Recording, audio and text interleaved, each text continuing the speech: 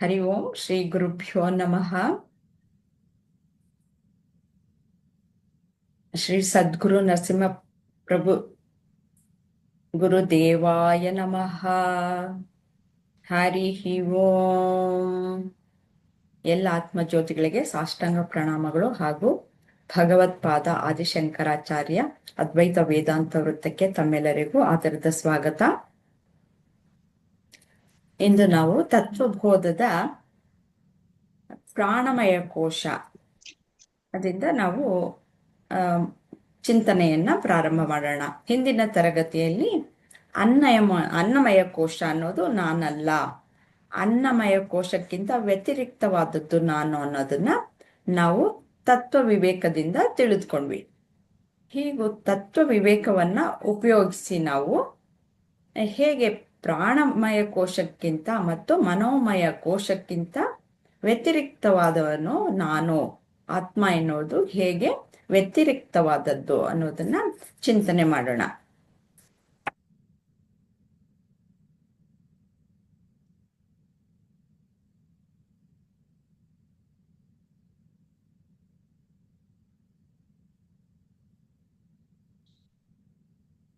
ಎಂದಿನಂತೆ ಪ್ರಶ್ನೆ ಉತ್ತರಗಳ ಮೂಲಕ ನಾವು ಮೊದಲು ಇದೆಲ್ಲ ಹೇಗೆ ವಿಷಯ ಅನ್ನೋದು ತಿಳ್ಕೊಳ್ಳೋಣ. ನಂತರ ಸಮಗ್ರವಾಗಿ ಸಹ ಚಿಂತನೆಯನ್ನು ಮಾಡೋಣ.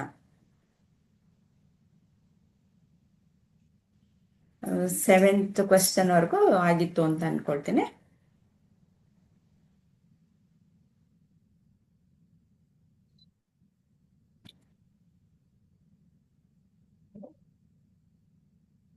ಪ್ರಿಯಾಂಕಾ ಅವರು ಇದ್ದೀರಾ? ನಿಮ್ಗೆ ಪ್ರಶ್ನೆ?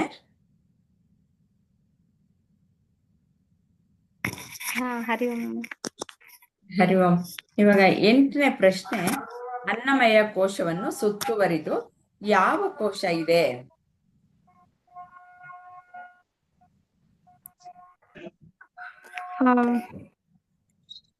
ಅನ್ನಮಯ ಕೋಶವನ್ನು ಸುತ್ತುವರೆದು ಪ್ರಾಣಮಯ ಇದೆ. ಅಂದ್ರೆ ಇವಾಗ ನಿಮ್ಗೆ ಹಾಗಾದ್ರೆ ಎಷ್ಟು ಕೋಶಗಳಿವೆ ಅನ್ನೋದು ಗೊತ್ತು. ಅದು ಯಾವ ರೀತಿಯಲ್ಲಿ ಅದನ್ನ ವಿಭಾಗ ಮಾಡಿದ್ದಾರೆ ಅನ್ನೋದು ಗೊತ್ತಿರಬಹುದು ಅಲ್ವಾ? ಅದನ್ನ ಸ್ವಲ್ಪ ತಿಳಿಸ್ಕೊಡ್ತೀರಾ?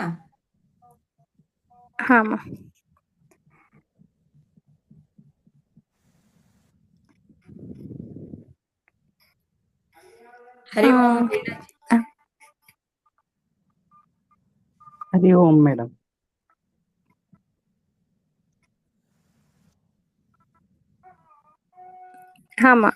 ಅದೇ ಇವಾಗ ಇಲ್ಲಿ ಪಂಚಕೋಶಗಳ ಬಗ್ಗೆ ಹೇಳ್ತಾ ಇರೋದು ಅಲ್ವಮ್ಮ? ಹೌದೌದು. ಈಗ ನಾನು ದೇಹ ಅನ್ನೋದು ಅದು ಕಲ್ಪನೆ ಇದೆ. ಈ ಶರೀರದಲ್ಲಿ 5 ಕೋಶಗಳಿದಾವೆ. ಅದು ಇದು ಈ 5 ಕೋಶದ ಒಳಗೆ ಆತ್ಮ ಅಡಗಿದೆ. ಇದಕ್ಕೆ ಕೋಶಕ್ಕೆ ಉದಾಹರಣೆ ಅಂತ ಅಂದ್ರೆ, ಮತ್ತೆ ಈ ಆತ್ಮಕ್ಕೆ ಉದಾಹರಣೆ ಅಂತಂದ್ರೆ, ಈಗ ಚಾಕ್ಲೇಟ್ ಇರುವಂತ ರ್ಯಾಪರ್ಗಳೆಲ್ಲ ಕೋಶಗಳು, ಅದ್ರ ಒಳಗಡೆ ಇರುವಂತ ಸಿಹಿಯಾದ ಒಂದು ಚಾಕ್ಲೇಟು ಆತ್ಮ. ಸೊ ಅದೆಲ್ಲ ಮೇಲ್ಗಡೆ ಕವರ್ಗಳನ್ನೆಲ್ಲ ತೆಗ್ದಾಗ ಸಿಗೋದು ಚಾಕ್ಲೇಟ್ ಇರುತ್ತಲ್ಲ, ಹಾಗೆ ಎಲ್ಲ ಈ 5 ಕೋಶಗಳ ಅಡಗಿಸಿರೋದು, ಈ ಆತ್ಮವನ್ನ ಅಡಗಿಸಿರುವಂತದ್ದು ಈ 5 ಕೋಶಗಳು. ಈ 5 ಕೋಶಗಳು ಯಾವುವು ಅಂತ ಅಂದ್ರೆ, ಅನ್ನಮಯ ಕೋಶ, ಪ್ರಾಣಮಯ ಕೋಶ, ಮನೋಮಯ ಕೋಶ, ವಿಜ್ಞಾನಮಯ ಕೋಶ, ಆನಂದಮಯ ಕೋಶ. ಇಲ್ಲಿ ಅನ್ನಮಯ, ಪ್ರಾಣಮಯ, ಮನೋಮಯ, ವಿಜ್ಞಾನಮಯ, ಆನಂದಮಯ ಅಂತ ಬರ್ತಿದೆ.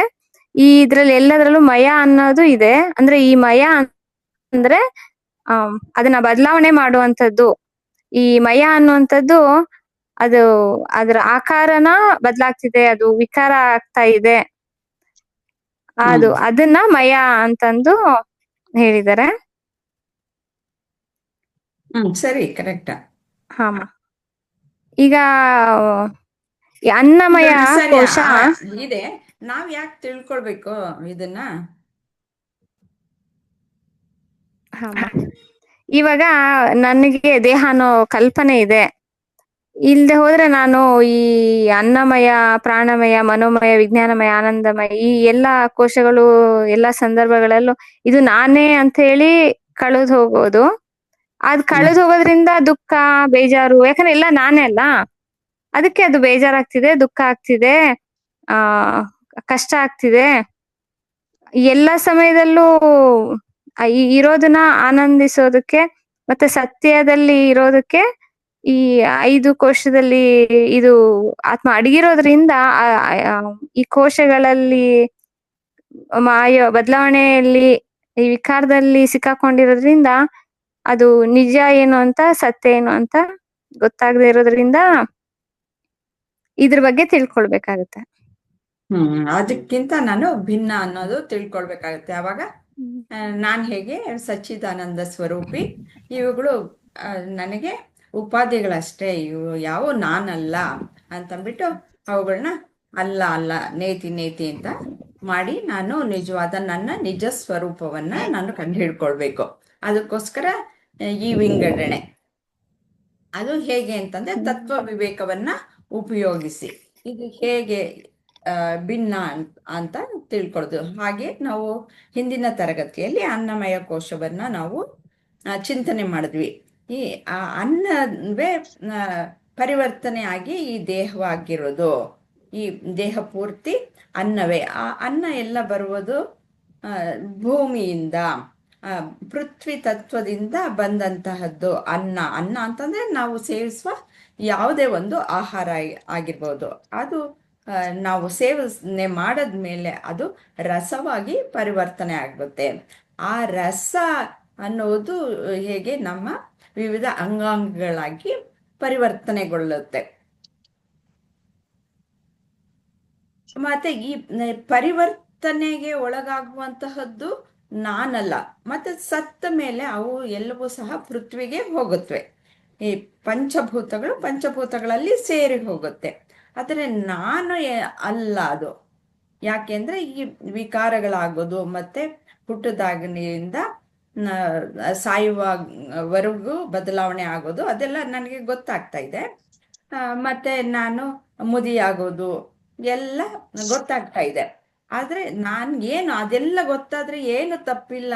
ಹೌದು, ದೇಹ ಹೀಗೆ ವಿಕಾರಗಳಿಗೆ ಒಳಗಾಗತ್ತೆ.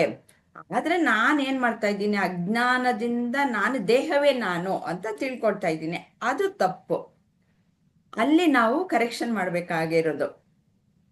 ಆ ಒಂದು ತಿಳುವಳಿಕೆಯನ್ನ ನಾವು ತತ್ವ ವಿವೇಕದ ಮುಖಾಂತರ ನಾವು ವಿಂಗಡಣೆಯನ್ನ ಮಾಡಿದಾಗ, ಹೌದು, ಈ ಬದಲಾವಣೆ ಎಲ್ಲ ನನಗ್ ಗೊತ್ತಾಗ್ತಾ ಇದೆ.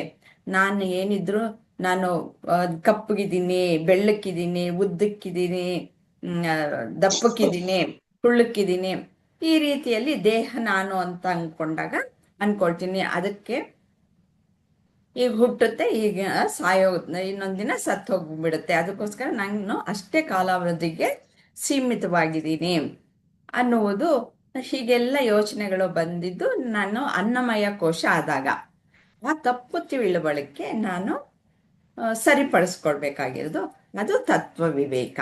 ಇವಾಗ ಪ್ರಾಣಮಯ ಕೋಶಕ್ಕೆ ಬರೋಣ. ಧನ್ಯವಾದಗಳು ಪ್ರಿಯಾಂಕಾಜಿ. ಧನ್ಯವಾದಗಳು ಭಾರತಿಜಿ. ಪ್ರಾಣಮಯ ಕೋಶದ ಕೆಲಸ ಏನು? ಮೇಡಮ್, ನಾನು ಕೇಳಿಸ್ಕೊತೀನಿ ಮೇಡಮ್. ಹೌದಾ? Okay okay. ಇಂದ್ರಮ್ಮ ಅವರು ಏನಾದ್ರು ಹೇಳ್ತೀರಾ? ಅಂದ್ರೆ ಮೇಡಮ್, ಪ್ರಾಣಮಯ ಕೋಶ ಅಂದ್ರೆ ಹೇಳ್ಬೇಕಾ ಮೇಡಮ್? ಪ್ರಾಣಮಯ ಕೋಶದ ಕೆಲಸ ಏನು ಅಂತ ಪ್ರಶ್ನೆ. ಪ್ರಾಣಮಯ ಅಂದ್ರೆ ಚೈತನ್ಯ ಶಕ್ತಿ ದೇಹಕ್ಕೆ ಕೊಡ್ಬೇಕಾಗ್ತದೆ. ಆ ಚೈತನ್ಯ ಶಕ್ತಿ ಇದ್ರೆ ತಾನೇ ಈ ಪ್ರಾಣ ಇದೆ ಅಂತ ನಾವು ಜನರಲ್ ಆಗಿ ಹೇಳ್ಬೇಕಾದ್ರೆ ಉಸಿರಾಟ ನೋಡ್ತೇವೆ, ಮತ್ತೆ ಅಂಗಾಂಗಳ ಕ್ರಿಯೆಗಳನ್ನ ಇದನ್ನೆಲ್ಲ ನೋಡ್ತೇವೆ. ಹಾಗಾಗಿ ಪ್ರಾಣ ಅನ್ನೋದು ದೇಹದ ಎಲ್ಲಾ ಕಣಕಣಗಳಲ್ಲಿ ಹಬ್ಬಿದಾಗ ಮಾತ್ರ ಈ ಒಂದು ಪ್ರಾಣಮಯ ಕೋಶ ಬದುಕಿದೆ ಅಂತ ನಾವು ಅರ್ಥ ಮಾಡ್ಕೊಳ್ತೀವಿ ಅಂತ ಸಾಮಾನ್ಯ ಜ್ಞಾನ. ಅಲ್ವಾ? ಪ್ರಾಣ ಇರೋದು ಹೋಗೋದ್ರಿಂದನೇ ನಾವು ಆ ಜೀವಿ ಹ, ಬದುಕಿದ್ದಾನೆ ಹ, ಮತ್ತೆ ಇಲ್ಲ ಸತ್ತೋಗಿದ್ದಾನೆ ಅಂತ ಹೇಳೋದು. ಹೌದು ಈ ಆತ್ಮನಿಂದ ಅಲ್ಲ, ಅದು ಚಟುವಟಿಕೆಯಿಂದ ಚೈತನ್ಯ ಹೌದು ಭರಿತವಾಗಿ ಇದ್ದಾಗ ಮಾತ್ರ ನಾವು ಉಸಿರಾಟ ಹ್ಮ್ ಹ್ಮ್ ಮುಖ್ಯವಾಗಿ ಹೌದು ಹುಟ್ಟದಾಗಿನಿಂದ ಸಾಯುವವರೆಗೂ ಹ್ಮ್ ಅಲ್ವಾ. ಹ್ಮ್ ಮತ್ತೆ ಪ್ರಾಣಮಯ ಕೋಶದ ಬೇರೆ ಬೇರೆ ಚಟುವಟಿಕೆಗಳು ಆ, ಏನು ಆ, ಅದನ್ನ ಒಂದಷ್ಟು ಹೇಳ್ತೀರಾ? ಪ್ರಾಣ ಎಷ್ಟು ಎಷ್ಟು ಪ್ರಾಣಗಳು ಎಷ್ಟಿವೆ ಮತ್ತು ಒಂದೊಂದು ಅವು ಏನೇನ್ ಕೆಲಸವನ್ನ ಮಾಡುತ್ತವೆ? ಪ್ರಾಣಮಯ ಕೋಶದ ಗೊತ್ತಿರೋ ಅಷ್ಟು ಹೇಳಿ. ಹಾ ಪ್ರಾಣಮಯ ಕೋಶದ ಕೆಲಸಗಳು ಅಂತಂದ್ರೆ ಮುಖ್ಯವಾಗಿ ಈ ಕೋಶದಿಂದನೇ ನಾವು ಬದುಕಿರಲಿಕ್ಕೆ ಸಾಧ್ಯ ಅನಿಸ್ತದೆ. ಇದು ಎಲ್ಲಾ ಒಂದು ನಮ್ಮ ದೇಹನ ಆಕ್ರಮಿಸ್ಕೊಂಡಾಗ ನಾವು ಎಲ್ಲಾ ಕೆಲಸಗಳನ್ನ ಮಾಡ್ಲಿಕ್ಕೆ ಸಾಧ್ಯ. ಅಥವಾ ಯಾವುದೇ ಒಂದು ತತ್ವಗಳನ್ನೇ ಆಗ್ಲಿ ಅದು ಕ್ರಿಯೆಗಳನ್ನಾಗ್ಲಿ ನಾವು ಅನುಭವಿಸ್ಲಿಕ್ಕೂ ಕೂಡ ನಾವು ಜೀವಂತವಾಗಿದ್ರೆ ಮಾತ್ರ ಸಾಧ್ಯ. ಇದು ಇಲ್ದ ಇದ್ರೆ, ಪ್ರಾಣಮಯ ಕೋಶ ಇಲ್ದಿದ್ರೆ ನಾವು ನಿಸ್ತೇಜರಾಗ್ಬಿಡ್ತೀವಿ ಅನ್ಸುತ್ತೆ ನನ್ಗೆ. ಆ ಕೋಶದಿಂದಲೇ ನಾವು ಇದು ಮಾಡ್ತಾ ಇರೋದ್ರಿಂದ, ಜ್ಞಾನ ಪಡಿತಾ ಇರೋದ್ರಿಂದ, ಮತ್ತೆ ಆ ಕೋಶ ನಮ್ ಅಷ್ಟೊಂದು ಇದಿಲ್ಲ ನನ್ಗೆ ನಾಲೆಡ್ಜ್. ಬಟ್ ಇಲ್ಲ ಇಲ್ಲ, ಹೇಳಿ, ಚೆನ್ನಾಗಿ ಹೇಳ್ತಾ ಇದ್ದೀರಾ. ನೀವು ಫಸ್ಟ್ ಕ್ಲಾಸ್ ಅಲ್ಲಿ ಎಷ್ಟು ಚೆನ್ನಾಗಿ ಹೇಳ್ತಾ ಇದ್ದೀರಾ, ಹೇಳಿ. ಸ್ವಲ್ಪ ತಿಳಿದ ಮಟ್ಟಿಗೆ ಅಷ್ಟೇ.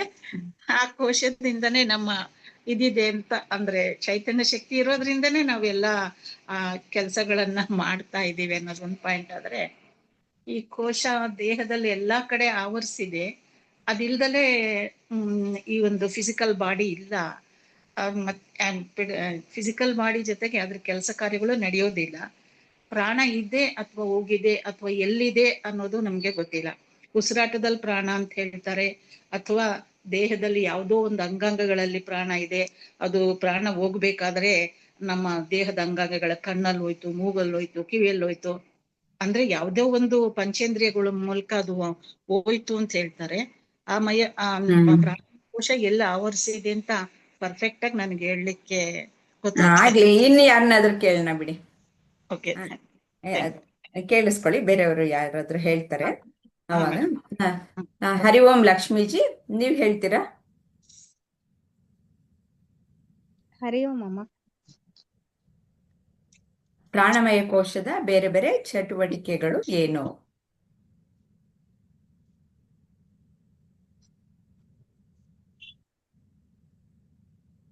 ಆ, 5 ಪ್ರಾಣಮಯ ಕೋಶಗಳಿದಾವಮ್ಮ. ಪ್ರಾಣ, ಹ್ಮ್ ಅಪಾನ, ಉಡಾಣ, ಹ್ಮ್ ಸಮಾನ, ಮತ್ತೆ ವ್ಯಾನ. ಅಮ್ಮ. ಇವ ಸಂಕ್ಷಿಪ್ತವಾಗಿ ಅವುಗಳ ಕಾರ್ಯ ಏನು ಅನ್ನೋದನ್ನ ಹೇಳಕ್ಕಾಗತ್ತಾ? ಅಮ್ಮ, ಇದು ಪ್ರಾಣ ನಮಗ ಉಸಿರಾಟದ ನಾವ್ ಹೆಂಗ ಉಸಿರನ್ನು ಒಳಗ್ ತಗೊಂತೇವಿ, ಹೊರಗ್ ಬಿಡ್ತೇವಿ ಅನ್ನೋದ್ರ ಬಗ್ಗೆ ಇರುತ್ತೆ ಅಮ್ಮ. ಹ್ಮ್ ಅಪಾನ ಅಂತಂದ್ ಹೇಳಿದ್ರೆ ವಿಸರ್ಜನೆ ರೀ. ನಾವು ಈಗ ಮಲ ಮೂತ್ರ ನಮ್ ಬಾಡಿಯಿಂದ ಏನ್ ಹೊರಗಡೆ ಹೋಗ್ತೈತಲ್ರಿ, ನಮ್ ಕರೆಕ್ಟ್. ದೇಹದಿಂದ ಏನ್ ಹೊರಗಡೆ ಹೋಗ್ತೈತಲ್ಲ ಅದು ಅಪಾನ ಅಮ್ಮ. ಆ ಇನ್ನೊಂದು ಉಡಾಣ ಅಂತಂದ್ ಉಡಾಣ. ಹೇಳಿ, ಹೇಳಿದ್ರೆ ಉಡಾಣ. ಉಡಾಣ ಅಂತಂದ್ ಹೇಳಿದ್ರ ಯಾವ್ದ ಕೆಲಸ ನಿಲ್ಸೋದು. ಈಗ ನಾವ್ ಏನೋ ಯೋಚನೆ ಮಾಡ್ತಾ ಇರ್ತೀವಿ ಅಥವಾ ಅದು ಸಡನ್ ಆಗಿ ನಿಲ್ಲಿಸದಮ್ಮ, ಅದು ಉಡಾಣ. ಇನ್ನು ಒಂದು ಕೆಲ್ಸ ಐತಿ, ಒಂದು ಶರೀರದಿಂದ ಮತ್ತೊಂದು ಶರೀರಕ್ಕ ಹೋಗೋದಮ್ಮ. ಇವಾಗ ನಮ್ದು ನಮ್ ಪ್ರಾಣ ಉಸಿರಾಟ ನಿಲ್ಲಿಸಿದಾಗ ನಮ್ ದೇಹದಲ್ಲಿರೋ ಆತ್ಮನ ಒಂದು ಶರೀರದಿಂದ ಇನ್ನೊಂದು ಶರೀರಕ್ಕ ತಗೊಂಡ್ ಹೋಗೋದಮ್ಮ. ವ್ಯಾನ ಶರೀರದೊಳಗ ರಕ್ತ ಸಂಚಾರ ಅಮ್ಮ. ಎಲ್ಲಾ ನಮ್ಮ ಅಂಗಾಂಗಗಳಿಗೂ ರಕ್ತ ಸಂಚಾರ ಮಾಡೋದಮ್ಮ. ಸಮಾನ ಆಹಾರ ಜೀರ್ಣ ಮಾಡಿ ಎಲ್ಲಾ ಕಡೆ ಸಮಾನವಾಗಿ ಅದನ್ನ ಹಂಚದಮ್ಮ. ಅಂದ್ರೆ ಹೀಗೆ 5 ಕಾರ್ಯಗಳು ನಡೆಯುತ್ತೆ ಪ್ರಾಣ. ಅದಲ್ಲಿ ಅವುಗಳ ಕಾರ್ಯಕ್ಷೇತ್ರಕ್ಕೆ ಅವಲಂಬಿಸಿ ಅವುಗಳನ್ನು 5 ಭಾಗಗಳಾಗಿ ಮಾಡಿದೆ ಅಲ್ಲ. ಹೌದು. ಅವುಗಳ ವ್ಯಾಪ್ತಿ ಯಾವ್ಯಾವುದು ಅನ್ನೋದರ ಪ್ರಕಾರವಾಗಿ ಅವುಗಳನ್ನ ವಿಂಗಡಣೆಯನ್ನ ಮಾಡಿದ್ದಾರೆ. ಮುಖ್ಯವಾಗಿ ಹೌದು. ಪ್ರಾಣ ಅಂತಂದ್ಬಿಟ್ಟೆ ಕರಿತೀವಿ. ಸ್ವಲ್ಪ ಹಾ. ಯಾರಾದ್ರೂ ಇದ್ರ ಜೊತೆಗೆ ಇನ್ನೂ ಏನಾದ್ರೂ ವಿಷಯಗಳನ್ನ ಸೇರಿಸಬಹುದಾ? ಶಶಿಧರ್ ಸರ್ ಹೇಳ್ತೀರಾ? ಥ್ಯಾಂಕ್ ಯು ಅಮ್ಮ. Thank you Lakshmiji. Hari Om madam. Hari Om. Madam ಇದ್ರ ಬಗ್ಗೆ ಅಷ್ಟೊಂದು ನನಗೆ ಗೊತ್ತಾಗ್ತಾ ಇಲ್ಲ. ಹ. ಅಷ್ಟೇ ಆಯ್ತು, ನನಗೆ ಎಷ್ಟು ಗೊತ್ತಿದೆಯೋ ಅಷ್ಟು ಹೇಳಿ. ಪಂಚಪ್ರಾಣಿಗಳು ಅಷ್ಟೇ ಗೊತ್ತು ಮೇಡಮ್. ಹಾ. ಪ್ರಾಣ, ಅಪಾನ, ಉದಾನ, ವ್ಯಾನ, ಸಮಾನ. ಹಾ. ಅಷ್ಟೇ. ಹಾ. ಅಷ್ಟು. ಸಾವಿತ್ರಿ ಅವರಿಗೆ ಹೇಳ್ತೀರಾ? ಸ್ವಲ್ಪ ವಿವರಣೆಯನ್ನು ಕೊಡಬಹುದಾ? ಲಕ್ಷ್ಮೀ ಅಮ್ಮನ ಚೆನ್ನಾಗಿ ಹೇಳಿದ್ದಾರೆ. ಪ್ರಾಣ ಅಂದ್ರೆ ಉಸಿರಾಟದ ಕ್ರಿಯೆ, ಒಳಗಡೆಗೆ ತಗೊಂತೀವಲ್ವಾ, ಅದಕ್ಕೆ ಕಾರಣ ಆಗಿರತ್ತೆ ಪ್ರಾಣ ಅಂತ. ಯಾಕೆಂದ್ರೆ ಉಸಿರಾಟ ಒಂದು ಮೂಗ್ ಮುಚ್ಕೊಂತು ತಗೊಳ್ಳಿಲ್ಲ ಅಂದ್ರೆ ಎಷ್ಟು ಒದ್ದಾಡೋಗ್ಬಿಡ್ತೀವಲ್ವಾ. ಹಾಗಾಗಿ ಅದನ್ನ ಆ ಪ್ರಾಣಮಯ ಶಕ್ತಿ ಅಂತ ಹೇಳ್ತೀವಿ. ಉಸಿರಾಟ ಒಳಗ್ ತಗೊಳ್ಳೋದು ಬಿಡೋದು ಅದನ್ನ ತಗೊಳ್ಳೋದನ್ನ. ಅಪಾನ ಅಂತಂದ್ರೆ ನಮ್ಮಲ್ಲಿ ಮಲ ಮೂತ್ರ ವಿಸರ್ಜನೆ ಎಲ್ಲ ಮಾಡ್ತೀವಿ, ಅದನ್ನ ಅಪಾನ ಅಂತ ಹೇಳ್ತಾರೆ. ವ್ಯಾನ ಅಂತಂದ್ರೆ ಶರೀರದ ಎಲ್ಲಾ ಕಡೆಗೂ ರಕ್ತ ಸಂಚಾರ ಮಾಡಿ ಕಳ್ಸತ್ತೆ, ಅದನ್ನ ವ್ಯಾನ ಅಂತ. ಉಡಾಣ ಅಂತಂದ್ರೆ ಒಂದು ಕ್ಷಣ ಏನೋ ಇವಾಗ ಲಕ್ಷ್ಮೀ ಅಮ್ಮ ಹೇಳಿದ್ರಲ್ಲ, ಒಂದು ಕ್ಷಣ ಯೋಚನೆ ಮಾಡ್ತಾ ಇರ್ತೀವಿ, ಒಂದು ಕ್ಷಣ ನಿಂತತ್ತೆ ನಿಲ್ಲೋದಿಕ್ಕೆ. ಅದೇ ಆ ಒಂದು ಶರೀರದಿಂದ ಸತ್ತಾಗ ಅವನು ಒಂದು ಶರೀರದಿಂದ ಇನ್ನೊಂದು ಶರೀರಕ್ಕೆ ಅದನ್ನ ಹೋಗೋದಿಕ್ಕೆ ಉಡಾಣ ಅಂತ ಹೇಳ್ತಾರೆ. ಸಮಾನ ಅಂತಂದ್ರೆ ತಿಂದ ಆಹಾರ ಜೀರ್ಣ ಮಾಡಿಸಿ ಎಲ್ಲಾ ಭಾಗಗಳಿಗೂ ಸಮವಾಗಿ ಅದನ್ನ ಒದಗಿಸ್ಕೊಡುವಂತ ಶಕ್ತಿಯನ್ನ ಸಮಾನ ಅಂತ ಹೇಳ್ತಾರೆ. ಇವು ಪ್ರಾಣ, ಅಪಾನ, ವ್ಯಾನ, ಉಡಾನ, ಸಮಾನ ಅಂತ 5 ಶಕ್ತಿಗಳು ಅಂತ ಹೇಳ್ತಾ ಇದ್ದಾರೆ.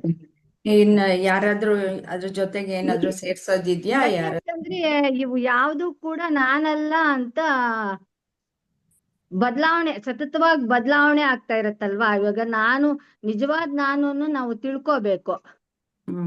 ಹಾಗಾಗಿ ಇವು ಸತತವಾಗಿ ಬದಲಾವಣೆ ಆಗ್ತಾ ಇರುತ್ತದೆ. ಪಂಚಕೋಶಗಳು ನಾನಲ್ಲ, ಈ ಪಂಚ ಪ್ರಾಣಿಗಳು ಕೂಡ ನಾನಲ್ಲ ಅಂತ. ಏನ್ ಬದಲಾವಣೆ ಆಗ್ತಾ ಇರುತ್ತೆ? ಯಾಕೆ ಅಂತಂದ್ರೆ ಆತ್ಮ ಅಂತಂದ್ರೆ ಯಾವಾಗ್ಲೂ ಬದಲಾವಣೆ ಇಲ್ಲದೆ ಇರ್ತಕ್ಕಂಥದ್ದು. ಇಲ್ದೇ ಇರೋದು. ಓಕೆ. ಪ್ರಾಣ ಹೇಗ್ ಬದಲಾವಣೆ ಆಗುತ್ತೆ? ಆ ಉಸಿರಾಟದ ಕ್ರಿಯೆನಲ್ಲೂ ಉಸಿರಾಟ ತಗೋತೀವಿ, ಮಾಡ್ತೀವಿ, ಇವೆಲ್ಲವೂ ಕೆಲಸ ಮಾಡ್ತಾ ಇದೆ. ಅದೊಂದು ಶಕ್ತಿ. ಆ ಒಂದು ಮಿಷನ್ಗೆ ಶಕ್ತಿ ಇದ್ರೆ ತಾನೇ ಕೆಲಸ ಮಾಡೋದು. ಆ ಶಕ್ತಿ ಇರೋದ್ರಿಂದ ಎಲ್ಲಾನು ಕೆಲಸ ಮಾಡ್ತಾ ಇದೆ ಅಂತ. ಈ ಪ್ರಾಣದ ಚಟುವಟಿಕೆಗಳು ನಾನಾ? ಚಟುವಟಿಕೆಗಳು ನಾನಲ್ಲ ಅಂತ. ಅದಕ್ಕಿಂತ ಬೇರೆ. ಇದನ್ನ ನಾನು ಹೇಗ್ ತಿಳ್ಕೊಳ್ಬಹುದು? ಅದೇ ಅವಾಗ್ಲೇ ಹೇಳಿದ್ರಲ್ಲ, ಕೋಶ ಸುತ್ತುವರೆದಿರತ್ತಲ್ವಾ. ಹಾಗಾಗಿ ಏನದು ಮನಸ್ಸು ಬುದ್ಧಿ ಇದೇ ತರ ನಮ್ಗೆ ಆ ದೇಹ ನಾನು, ಮನಸ್ಸು ನಾನು, ಬುದ್ಧಿ ನಾನು ಅಂತ ಒಂದು ಅಜ್ಞಾನವು ಆವರಿಸಿರತ್ತೆ. ಹಾಗಾಗಿ ಇವು ಯಾವುದು ಕೂಡ ನಾನಲ್ಲ ಅಂತ ನಾವು ತಿಳ್ಕೊಬೇಕಾಗಿರುತ್ತೆ. ಹಾಗಾಗಿ ಇದನ್ನ ವಿವರಿಸ್ತಾ ಹೋಗ್ತಾ ಇದ್ದಾರೆ. ಇದನ್ನ ಈ ನಮ್ಮಲ್ಲಿ ಬದಲಾವಣೆ ಆಗ್ತಾ ಇರ್ತಲ್ವಾ, ಈ ಬದಲಾವಣೆಯಲ್ಲೆಲ್ಲ ನಾನು ಅರಿತಾ ಇದ್ದೀನಿ, ಅರಿತಕ್ಕಂತ ಅರಿವು ನಾನು ಅನ್ನೋದು. ಅದೇ ಬದಲಾವಣೆಗಳು ಏನು ಅನ್ನೋದನ್ನ ಹೇಳಿಲ್ಲ. ನೋಡೋಣ ನಾವು ಏನು ಅಂತಂದ್ಬಿಟ್ಟು ಹೇಳ್ತಾರೆ ಶ್ಲೋಕದಲ್ಲಿ ಅನ್ನೋದನ್ನ ಹೇಳೋಣ. ಯಾರಾದ್ರೂ ಹೇಳೋದಾದ್ರೆ ಆ ಬದಲಾವಣೆಗಳಿಗೇನು, ಅದಕ್ಕಿಂತ ನಾನು ಭಿನ್ನ ಹೇಗೆ, ವ್ಯತಿರಿಕ್ತ ಹೇಗೆ ಅನ್ನೋದನ್ನ ತಿಳಿಸ್ಕೊಡ್ತೀರಾ? ಆಗತ್ತಲ್ವಾ, ನಮ್ಮ ಯೋಚನೆಗಳನ್ನಲ್ಲೂ ಬದಲಾವಣೆ ಆಗ್ತಾ ಇರತ್ತೆ. ಪ್ರಾಣದಲ್ಲಿ ಯೋಚನೆಗಳಾಗ್ತಾ ಇರುತ್ತಾ? ಆ ಪ್ರಾಣದಲ್ಲಲ್ಲ. ಓಕೆ, ಶ್ಲೋಕದಲ್ಲಿ ನೋಡ್ಬಿಟ್ಟು ವಿವರವಾಗಿ ತಿಳ್ಕೊಳ್ಳೋಣ. ಪದ್ಮಾಜಿ ಒಂದ್ ನಿಮಿಷ ಒಂಚೂರು. ಹೇಳಿ ಸುಜಾಜಿ. ಹರಿ ಓಂ. ಇದು ಪ್ರಾಣಮಯ ಕೋಶ, ಕ್ರಿಯಾಶಕ್ತಿ ಇದು ಪ್ರಧಾನವಾದದ್ದು. ಕರೆಕ್ಟ್. ಕರ್ಮೇಂದ್ರಿಯಗಳು ಈ ಪಂಚಭೂತಗಳದ್ದು ರಜಸ್ಸಿಂದ ಆಗಿರುತ್ತೆ, ಅಂಶದಿಂದ ಆಗಿವೆ. ಮತ್ತೆ ನಮ್ಗೆ ಆತ್ಮದ್ದು ಫಸ್ಟ್ ಆತ್ಮ ಅಂದ್ರೆ ನಮ್ಗೆ ಪ್ರಾಣವಾಯು ಅಂತ ಹೇಳ್ತೀವಿ. ಬಟ್ ಅದಕ್ಕಿಂತ ಸೂಕ್ಷ್ಮವಾದ ಅದ್ರ ಒಳಗಡೆ ಇರುತ್ತಲ್ಲ ಮನೋಮಯ, ಅದು ಅಂತ ಆಮೇಲೆ ಹೇಳ್ತೀವಿ. ಮನೋಮಯ ಕೋಶ ನೆಕ್ಸ್ಟ್ ಬರುತ್ತೆ. ಈ ಪ್ರಾಣಮಯ ಕೋಶದಲ್ಲಿ ಏನೇನಿರುತ್ತವೆ ಅನ್ನೋದು, ಮತ್ತೆ ಇವಾಗ ಇವರೆಲ್ಲ 3 ಜನನು ವಿವರವಾಗಿ ಹೇಳಿದ್ದಾರೆ. ಅದ್ರ ಇನ್ನೊಂದಷ್ಟು ಅಂಶಗಳನ್ನ ಏನಾದ್ರು ಹೇಳ್ತೀರಾ ಅಂತಂದ್ಬಿಟ್ಟು ಕೇಳ್ದೆ ನಾನು. ಇದು ನೆಕ್ಸ್ಟ್ ಮನೋಮಯ ಕೋಶ ತೆಗೆದುಕೊಳ್ಳೋಣ, ಇವುಗಳನ್ನ ಪೂರ್ತಿಯಾಗಿ. ಮತ್ತೆ ಇನ್ನೊಂದು ಹೇಳಿದ್ರಿ ನೀವು, ಪ್ರಾಣಮಯ ಅನ್ನೋದು ಯಾವಾಗ್ಲೂ ನಮ್ಗೆ ಏನಂತ ಹೇಳಿದ್ರಿ, ಚಟುವಟಿಕೆಯಿಂದ ಕೂಡಿರುವಂತಹದ್ದು, ಕ್ರಿಯಾಶಕ್ತಿ ಪ್ರಧಾನವಾದದ್ದು, ಶಕ್ತಿ ಪ್ರಧಾನವಾದದ್ದು ಅಂತ ಹೇಳಿದ್ರಿ. ಓಕೆ, ಬೇರೆ ಇನ್ನು ಯಾರಾದ್ರೂ ಏನಾದ್ರು, ಇದು ಶ್ಲೋಕ ಬೇರೆ ತೆಗ್ದಿಟ್ಟಿದೀನಿ, ನೋಡ್ಕೊಂಡ್ ಬೇಕಾದ್ರೆ ಹೇಳಿ.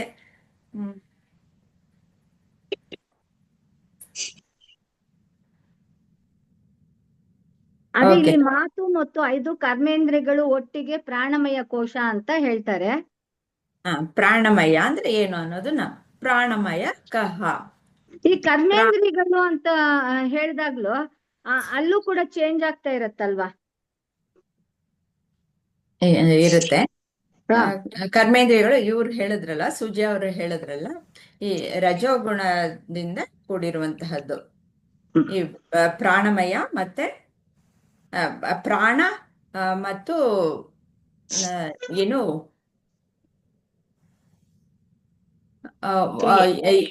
ಈ ವಾಗೀಂದ್ರಿಯಾದಿ ಪಂಚಕಂ ಅಂತಂದ್ರೆ ಕರ್ಮೇಂದ್ರಿಯಗಳು ಮತ್ತೆ ಪ್ರಾಣಮಯ, ಪ್ರಾಣ, ಇವೆರಡನ್ನು ರಜೋಗುಣದಿಂದ ಬಂದಿರುವಂತಹದ್ದು. ಸುಜಾಜಿ ಹೇಳಿದ ಹಾಗೆ ಅವುಗಳು ಪ್ರಾಣಮಯ ಕೋಶಕ್ಕೆ ಸೇರಿದೆ. ಅಂದ್ರೆ ಈ ಪಂಚ ಪ್ರಾಣಗಳು ಮತ್ತೆ ಪಂಚ ಕರ್ಮೇಂದ್ರಿಯಗಳು ಇವು ಇಷ್ಟು ಸಹನು ಪ್ರಾಣಮಯ ಕೋಶಕ್ಕೆ ಸೇರಿರುವಂತಹದ್ದು. ಅವುಗಳು ಹೇಳಿದ ಹಾಗೆ ಶಕ್ತಿ ಪ್ರಧಾನವಾದಂತಹದ್ದು. ಮತ್ತೆ ಇಲ್ಲಿ ಏನ್ ಹೇಳ್ತಾರೆ ಅದನ್ನ ನಾವು ಮೊದಲು ತಿಳ್ಕೊಳ್ಳೋಣ. ಪ್ರಾಣಾದ್ಯ ಪಂಚವಾಯು ವಾಗಾತೀಂದ್ರಿಯ ಪಂಚಕಂ ಪ್ರಾಣಮಯ ಕೋಶ. ಅಂದ್ರೆ ಪ್ರಾಣಮಯ ಕೋಶ ಎಂದರೆ ಏನು? ಪ್ರಾಣಾದ್ಯ, ಪ್ರಾಣ ಮೊದಲಾದ, ಪಂಚವಾಯುವ 5 ವಾಯು ವಿಕಾರಗಳು. ಈ ವಿಕಾರಗಳು ಅನ್ನೋದನ್ನ ನಾವು ಸರಿಯಾಗಿ ಅರ್ಥ ಮಾಡ್ಕೊಳ್ಬೇಕು. ಪ್ರತಿ ಪಂಚಕೋಶದಲ್ಲೂ ವಿಕಾರಗಳನ್ನ ಹೇಗೆ ಅನ್ನೋದು ತಿಳ್ಕೊಳ್ತಾ ಹೋದ್ರೆ ನಮ್ಗೆ ಚೆನ್ನಾಗಿ ಮನದಟ್ಟ ಆಗುತ್ತೆ. ಈ ವಾಯು ಏನು ಬರುತ್ತೆ ಅದನ್ನು ವಿಕಾರಗೊಳ್ಳುವಂತಹದ್ದು ಅದು ಮಯ. ಮೊದಲನೇದಾಗಿ ಪ್ರಿಯಾಂಕ ಹೇಳಿದ ಹಾಗೆ ಅದು ಬದಲಾವಣೆ ಆಗತ್ತೆ. ಅದು ಹಾಗೆ ವಾಯು ಹಾಗೆ ಉಳ್ಕೊಳ್ಳಲ್ಲ, ಅದು ಬದಲಾವಣೆ ಆಗಿ ಈ 5 ರೀತಿಯ ಪ್ರಾಣಗಳಾಗಿ ಬರುತ್ತೆ. ಅವುಗಳು ಕೆಲಸ ಮಾಡುತ್ತವೆ ಒಂದೊಂದು. ನೀವೆಲ್ಲರೂ ಹೇಳಿದ್ದೀರ ಎಲ್ಲನೂ ಅವುಗಳ ಕೆಲಸಗಳು ಏನು ಅಂತಂದ್ಬಿಟ್ಟು. ಹೀಗೆ ಪ್ರಾಣ, ಸಮಾನ, ವ್ಯಾನ, ಅಪಾನ ಮತ್ತೆ ಉದಾನ, ಇವು 5 ಅವುಗಳ ಕಾರ್ಯಗಳು ಏನೇನು ಅನ್ನೋದನ್ನ ಸರಿಯಾಗಿ ಹೇಳಿದ್ದೀರ. ಆದ್ರೆ ಅದ್ರ ಜೊತೆಗೆ ನಮ್ಗೆ ಪಂಚ ಕರ್ಮೇಂದ್ರಿಯಗಳು ಸಹ ಈ ಕೋಶದಲ್ಲಿವೆ. ಪಂಚ ಕರ್ಮೇಂದ್ರಿಯಗಳು ಯಾವುವು ಅವನ್ನ ನಾವು ಮೊದಲು ಸಹ ತಿಳ್ಕೊಂಡಿದೀವಿ. ಆ ಪಂಚ ಕರ್ಮೇಂದ್ರಿಯಗಳು ಯಾವುವು ಅನ್ನೋದು ಸುಜಿಯಾಜಿ ನೀವು ಹೇಳ್ತೀರಾ? ಹೇಳ್ತೀನಪ್ಪ. ಕರ್ಮೇಂದ್ರಿಗಳು ಮೊದಲನೇದು ವಾಕ್ ಅಂದ್ರೆ ಮಾತು, ಎರಡನೇದು ಪಾದ ಅಂದ್ರೆ ಕಾಲುಗಳು, ಪಾಣಿ ಕೈಗಳು, ಪಾಯು ಅಂದ್ರೆ ಗುದದ್ವಾರ, ಮತ್ತು ಉಪಸ್ಥ ಅಂದ್ರೆ ಜನನೇಂದ್ರಿಯ. ಅದಷ್ಟು ಕರ್ಮೇಂದ್ರಿಯಗಳು. ಅವುಗಳಿಗೂ ಸಹ ಒಂದು ಶಕ್ತಿ ಬೇಕು. ಅವುಗಳನ್ನ ಉಪಯೋಗಿಸ್ಬೇಕಾದ್ರೆ ಶಕ್ತಿ ಇರ್ಬೇಕು. ಇದು ಹೇಗೆ ಅಂದ್ರೆ ವಾಯು ನಮಗೆ ಗೊತ್ತಿರೋ ಹಾಗೆ ನಾವು ಉಸಿರಾಡ್ತೀವಿ. ಹುಟ್ಟಿದಾಗ ಫಸ್ಟ್ ಶುರು ಆಗೋದು ಉಸಿರಾಟನೇ ಅಲ್ವಾ? ಆದ್ರಿಂದ ನಮ್ಮ ಪ್ರಾಣ ಹೋಯ್ತು ಅಂತ ಹೇಳೋದು ಕೊನೆಯಲ್ಲಿ. ಅದು ಉಸಿರಾಟ ನಿಂತಾಗ. ಏನಾಗುತ್ತೆ, ಎಲ್ಲರೂ ಸೈನ್ಸ್ ಓದಿದ್ದೀರ, ಎಲ್ರಿಗೂ ಗೊತ್ತು, ನಾವು ಉಸಿರು ತೆಗೆದುಕೊಂಡಾಗ ಆಕ್ಸಿಜನ್ನ ನಾವು ದೇಹದಲ್ಲಿ ತೆಗೆದುಕೊಳ್ತೀವಿ, ಮತ್ತು ಕಾರ್ಬನ್ ಡೈಆಕ್ಸೈಡ್ ಬಿಟ್ಬಿಡ್ತೀವಿ. ಹೀಗೆ ಎಕ್ಸ್ಚೇಂಜ್ ಆಫ್ ಗ್ಯಾಸಸ್ ಆಗುತ್ತೆ.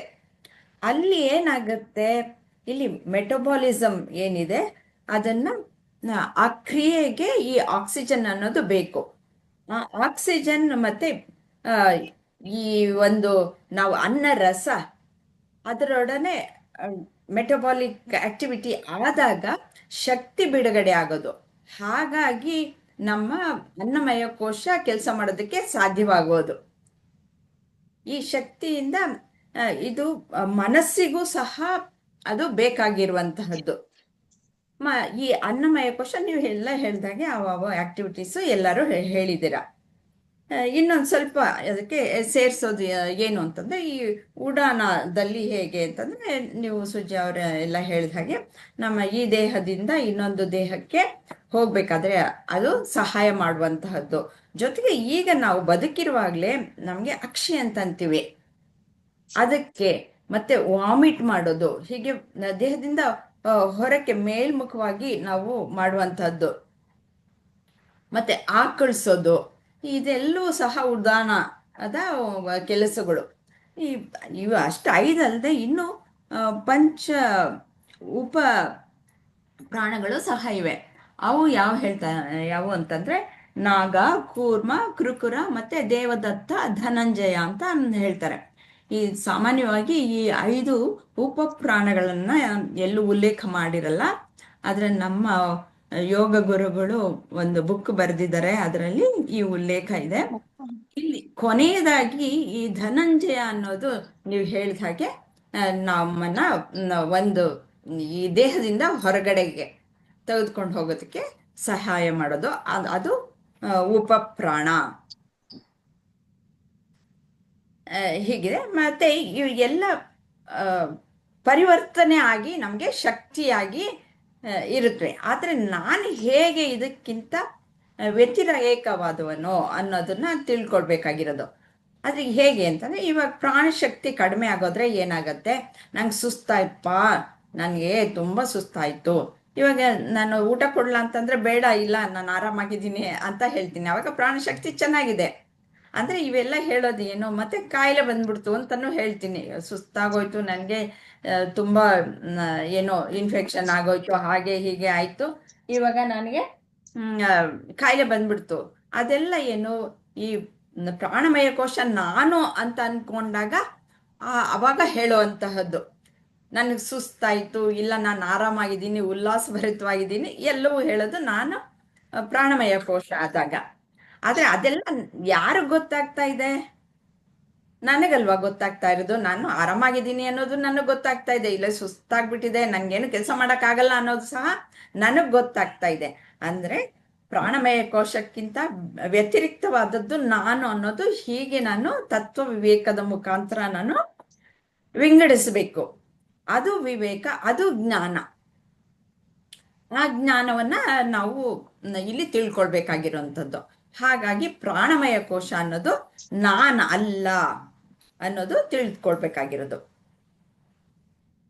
ಶಶಿಧರ್ ಸರ್, ಏನಾದರೂ ಪ್ರಶ್ನೆ ಇದೆಯಾ? ಇಲ್ಲ ಮೇಡಮ್.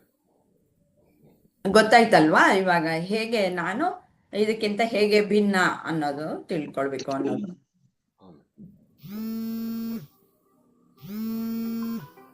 ಹಾಗೆ ಕರ್ಮೇಂದ್ರಿಯಗಳು ಸಹ ಮಾಡುವಂತಹ ಕೆಲಸ ಎಲ್ಲ ಪೂರ್ತಿ ನನಗೆ ಗೊತ್ತಾಗ್ತಾ ಇದೆ ಪೂರ್ತಿಯಾಗಿ. ಅದು ಯಾರಿಗೆ ಅರಿವಾಗ್ತಾ ಇದೆ, ಅದು ನಾನು. ಇದೆಲ್ಲವೂ ದೇಹದಲ್ಲಿ ಆಗ್ತಾ ಇರೋದು, ಈ ಪ್ರಾಣಮಯ ಕೋಶದಲ್ಲಿ ಆಗ್ತಾ ಇರೋದು. ಆದ್ರಿಂದ ನಾನು ಇವು ಯಾವೂ ಅಲ್ಲ. ನಿರ್ವಾಣ ಷಟ್ಕಮ್ಮ ಸದಾ ಯಾವಾಗಲೂ ಓದ್ಕೊಳ್ತಾ ಇರಿ, ಅದರಲ್ಲಿ ಪೂರ್ತಿಯಾಗಿ ಗೊತ್ತಾಗ್ಬಿಡುತ್ತೆ. ಪೂರ್ತಿ ತತ್ವಬೋಧ ಪೂರ್ತಿ ನಿರ್ವಾಣ ಷಟ್ಕಮ್ಮಲ್ಲಿ ಇದೆ.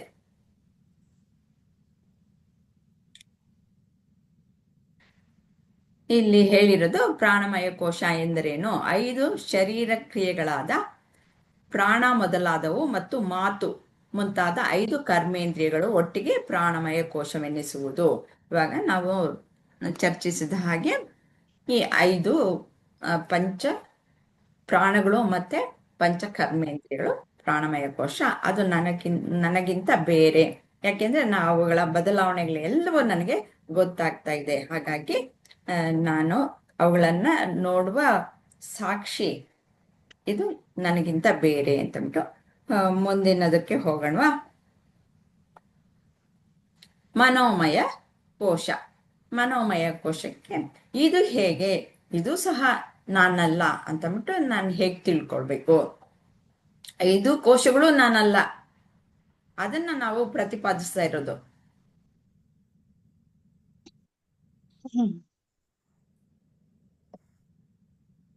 ಪ್ರಿಯಾಂಕಾ ಅವರು ಶುರು ಮಾಡ್ತೀರಾ? ಮನೋಮಯ ಕೋಶ ಅಂದ್ರೆ ಏನು?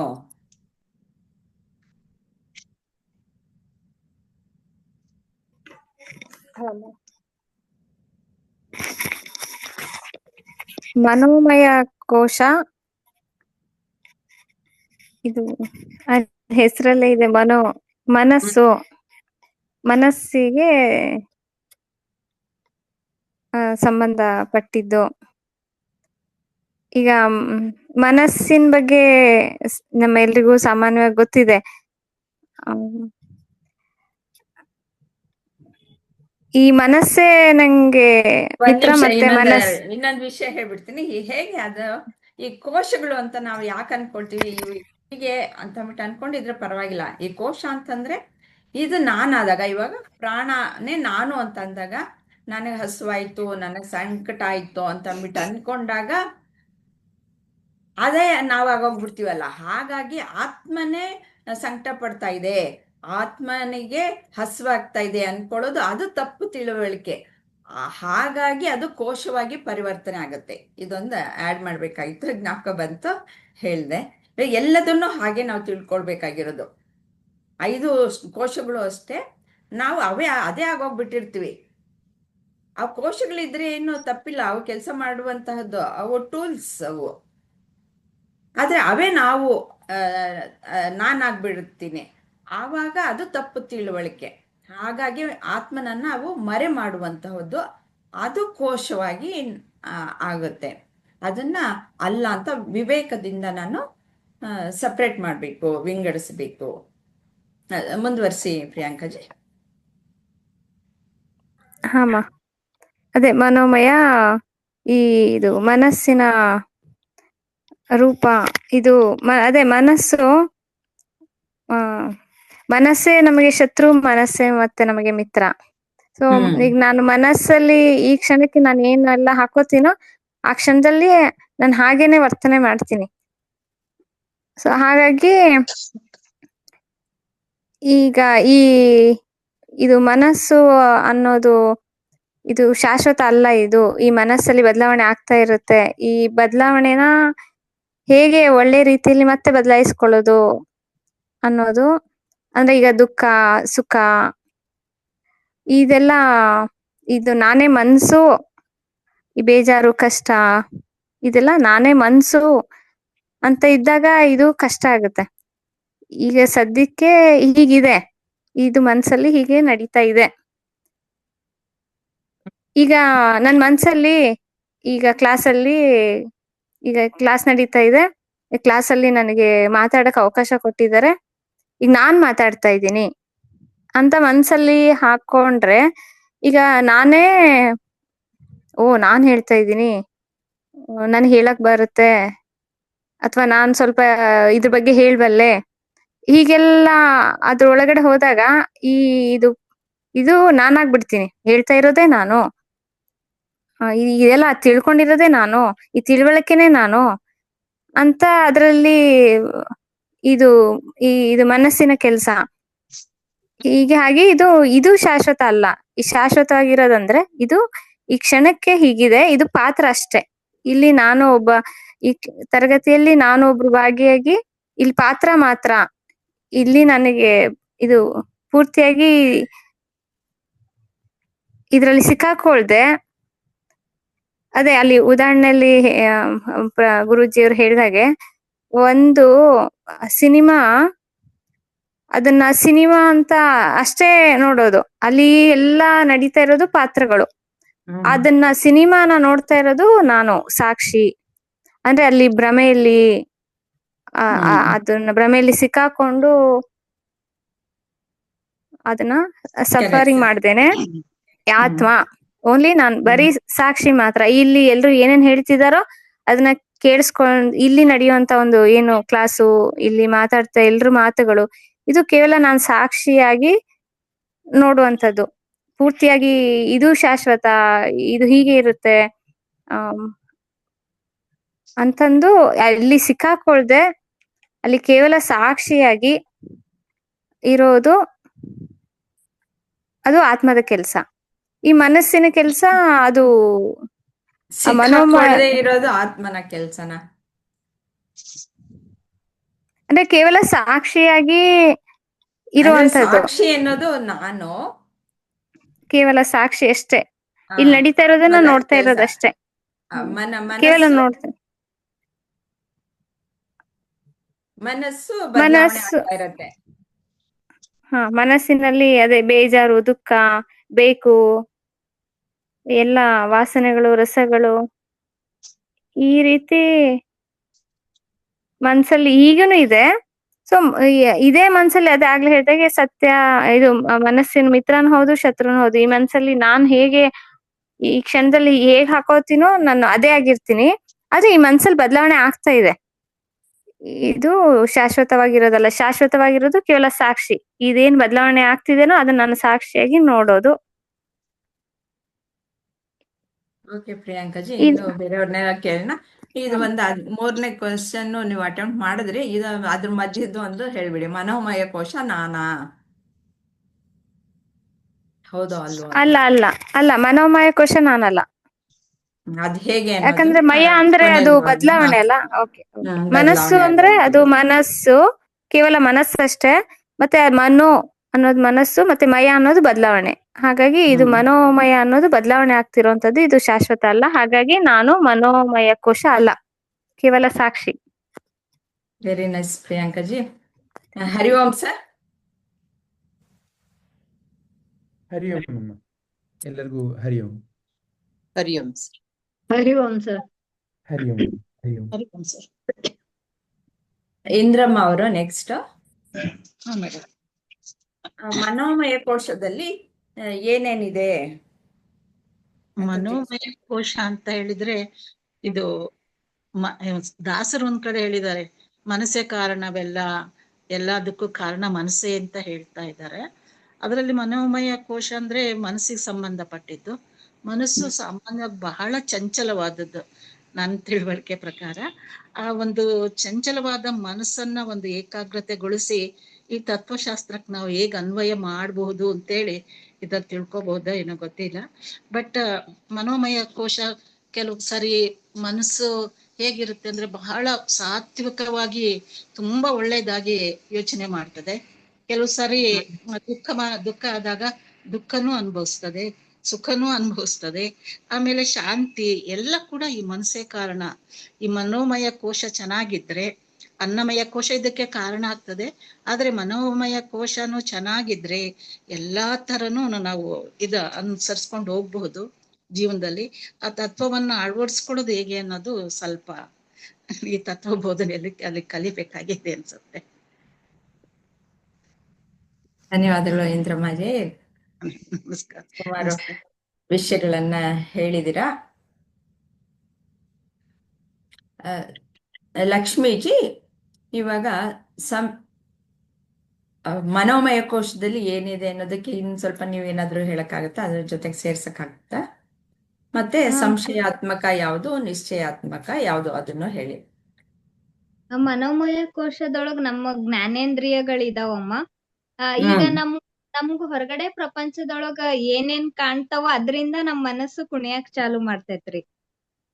ಈಗ ಕಣ್ಣು, ಕಿವಿ, ನಾಲಿಗೆ, ಮೂಗು, ಆಮೇಲೆ ಚರ್ಮ, ಇವು ಪಂಚೇಂದ್ರಿಯಗಳು ಬಾಹ್ಯ ಪ್ರಪಂಚದೊಳಗ ಏನೇನೆಲ್ಲಾ ನೋಡ್ತಾವಲ್ರಿ, ಅದ್ರಿಂದ ನಮ್ ಮನಸ್ಸಿನೊಳಗ ದುಃಖ ಅಥವಾ ಸುಖ ಅನ್ನೋದು ಶುರು ಆಗ್ತೈತಿ ಅಂತಂದ್ ಹೇಳಿ ನಾನ್ ತಿಳ್ಕೊಂಡೆ ಅಮ್ಮ.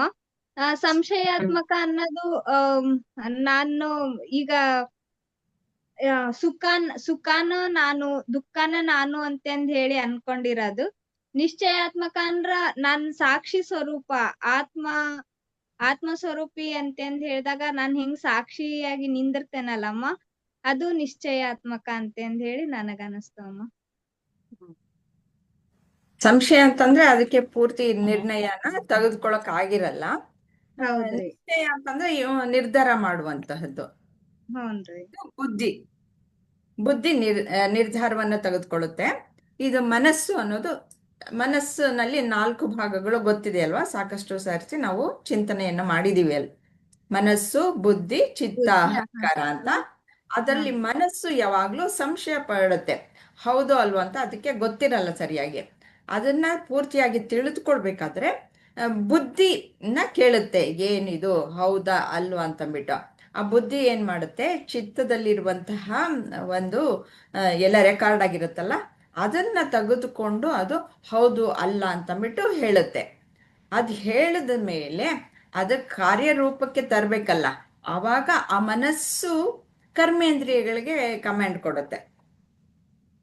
ಈ ರೀತಿಯಲ್ಲಿ ನಮ್ಮಲ್ಲಿ ಚಟುವಟಿಕೆಗಳು ನಡೆಯೋದು. ಮನಸ್ಸಿಗೆ ನಿರ್ಧಾರ ಮಾಡೋದಕ್ಕೆ ಆಗಲ್ಲ, ಅದು ಯಾವಾಗ್ಲೂ ಸಂಶಯಾತ್ಮಕವೇ.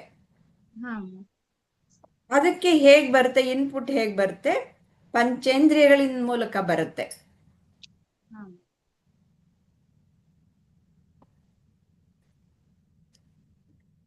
ಇನ್ನು ಯಾರಾದ್ರೂ ಇದ್ರ ಬಗ್ಗೆ ಮಾತಾಡ್ತೀರಾ? ಥ್ಯಾಂಕ್ ಯು ಅಮ್ಮ. ಅವರು ಹರಿ ಓಂ ಮೇಡಮ್. ಹಾ, ಒಂದೇ ಒಂದ್ ಸೆಂಟೆನ್ಸ್ ಹೇಳ್ತೀನಿ ಅಷ್ಟೇನೆ. ಅವ್ರು ಹೇಳಿದ್ದೆಲ್ಲ ಅದೇನೆ. ಇನ್ನೊಂದ್ ಹೇಳ್ತೀನಿ. ನಮ್ಗೆ ಯಾವಾಗ ಗೊತ್ತಾಗತ್ತೆ ಅಂದ್ರೆ ಬರೀ ಈ ಜಾಗೃತ ಮತ್ತೆ ಸ್ವಪ್ನದಲ್ಲಿ ಮಾತ್ರ ಗೊತ್ತಾಗತ್ತೆ, ಅಂದ್ರೆ ಸುಷುಪ್ತಿಲ್ ಗೊತ್ತಾಗಲ್ಲ. ಯಾಕೆಂದ್ರೆ ಮನಸ್ಸಿರಲ್ವಲ್ಲ, ಅದ್ರೊಂದೊಂದು ಅದೊಂದು ಹೇಳ್ಬೇಕು. ಇನ್ನೆಲ್ಲ ಅವ್ರು ಹೇಳಿದ್ದಾರೆ, ಅದೊಂದು ಹೇಳ್ದೆ. ಧನ್ಯವಾದ. ಶಶಿಧರ್ ಸರ್ ಏನ್ ಹೇಳ್ಬೇಕು ಅಂತಿದ್ರೆ ಹೇಳಿ.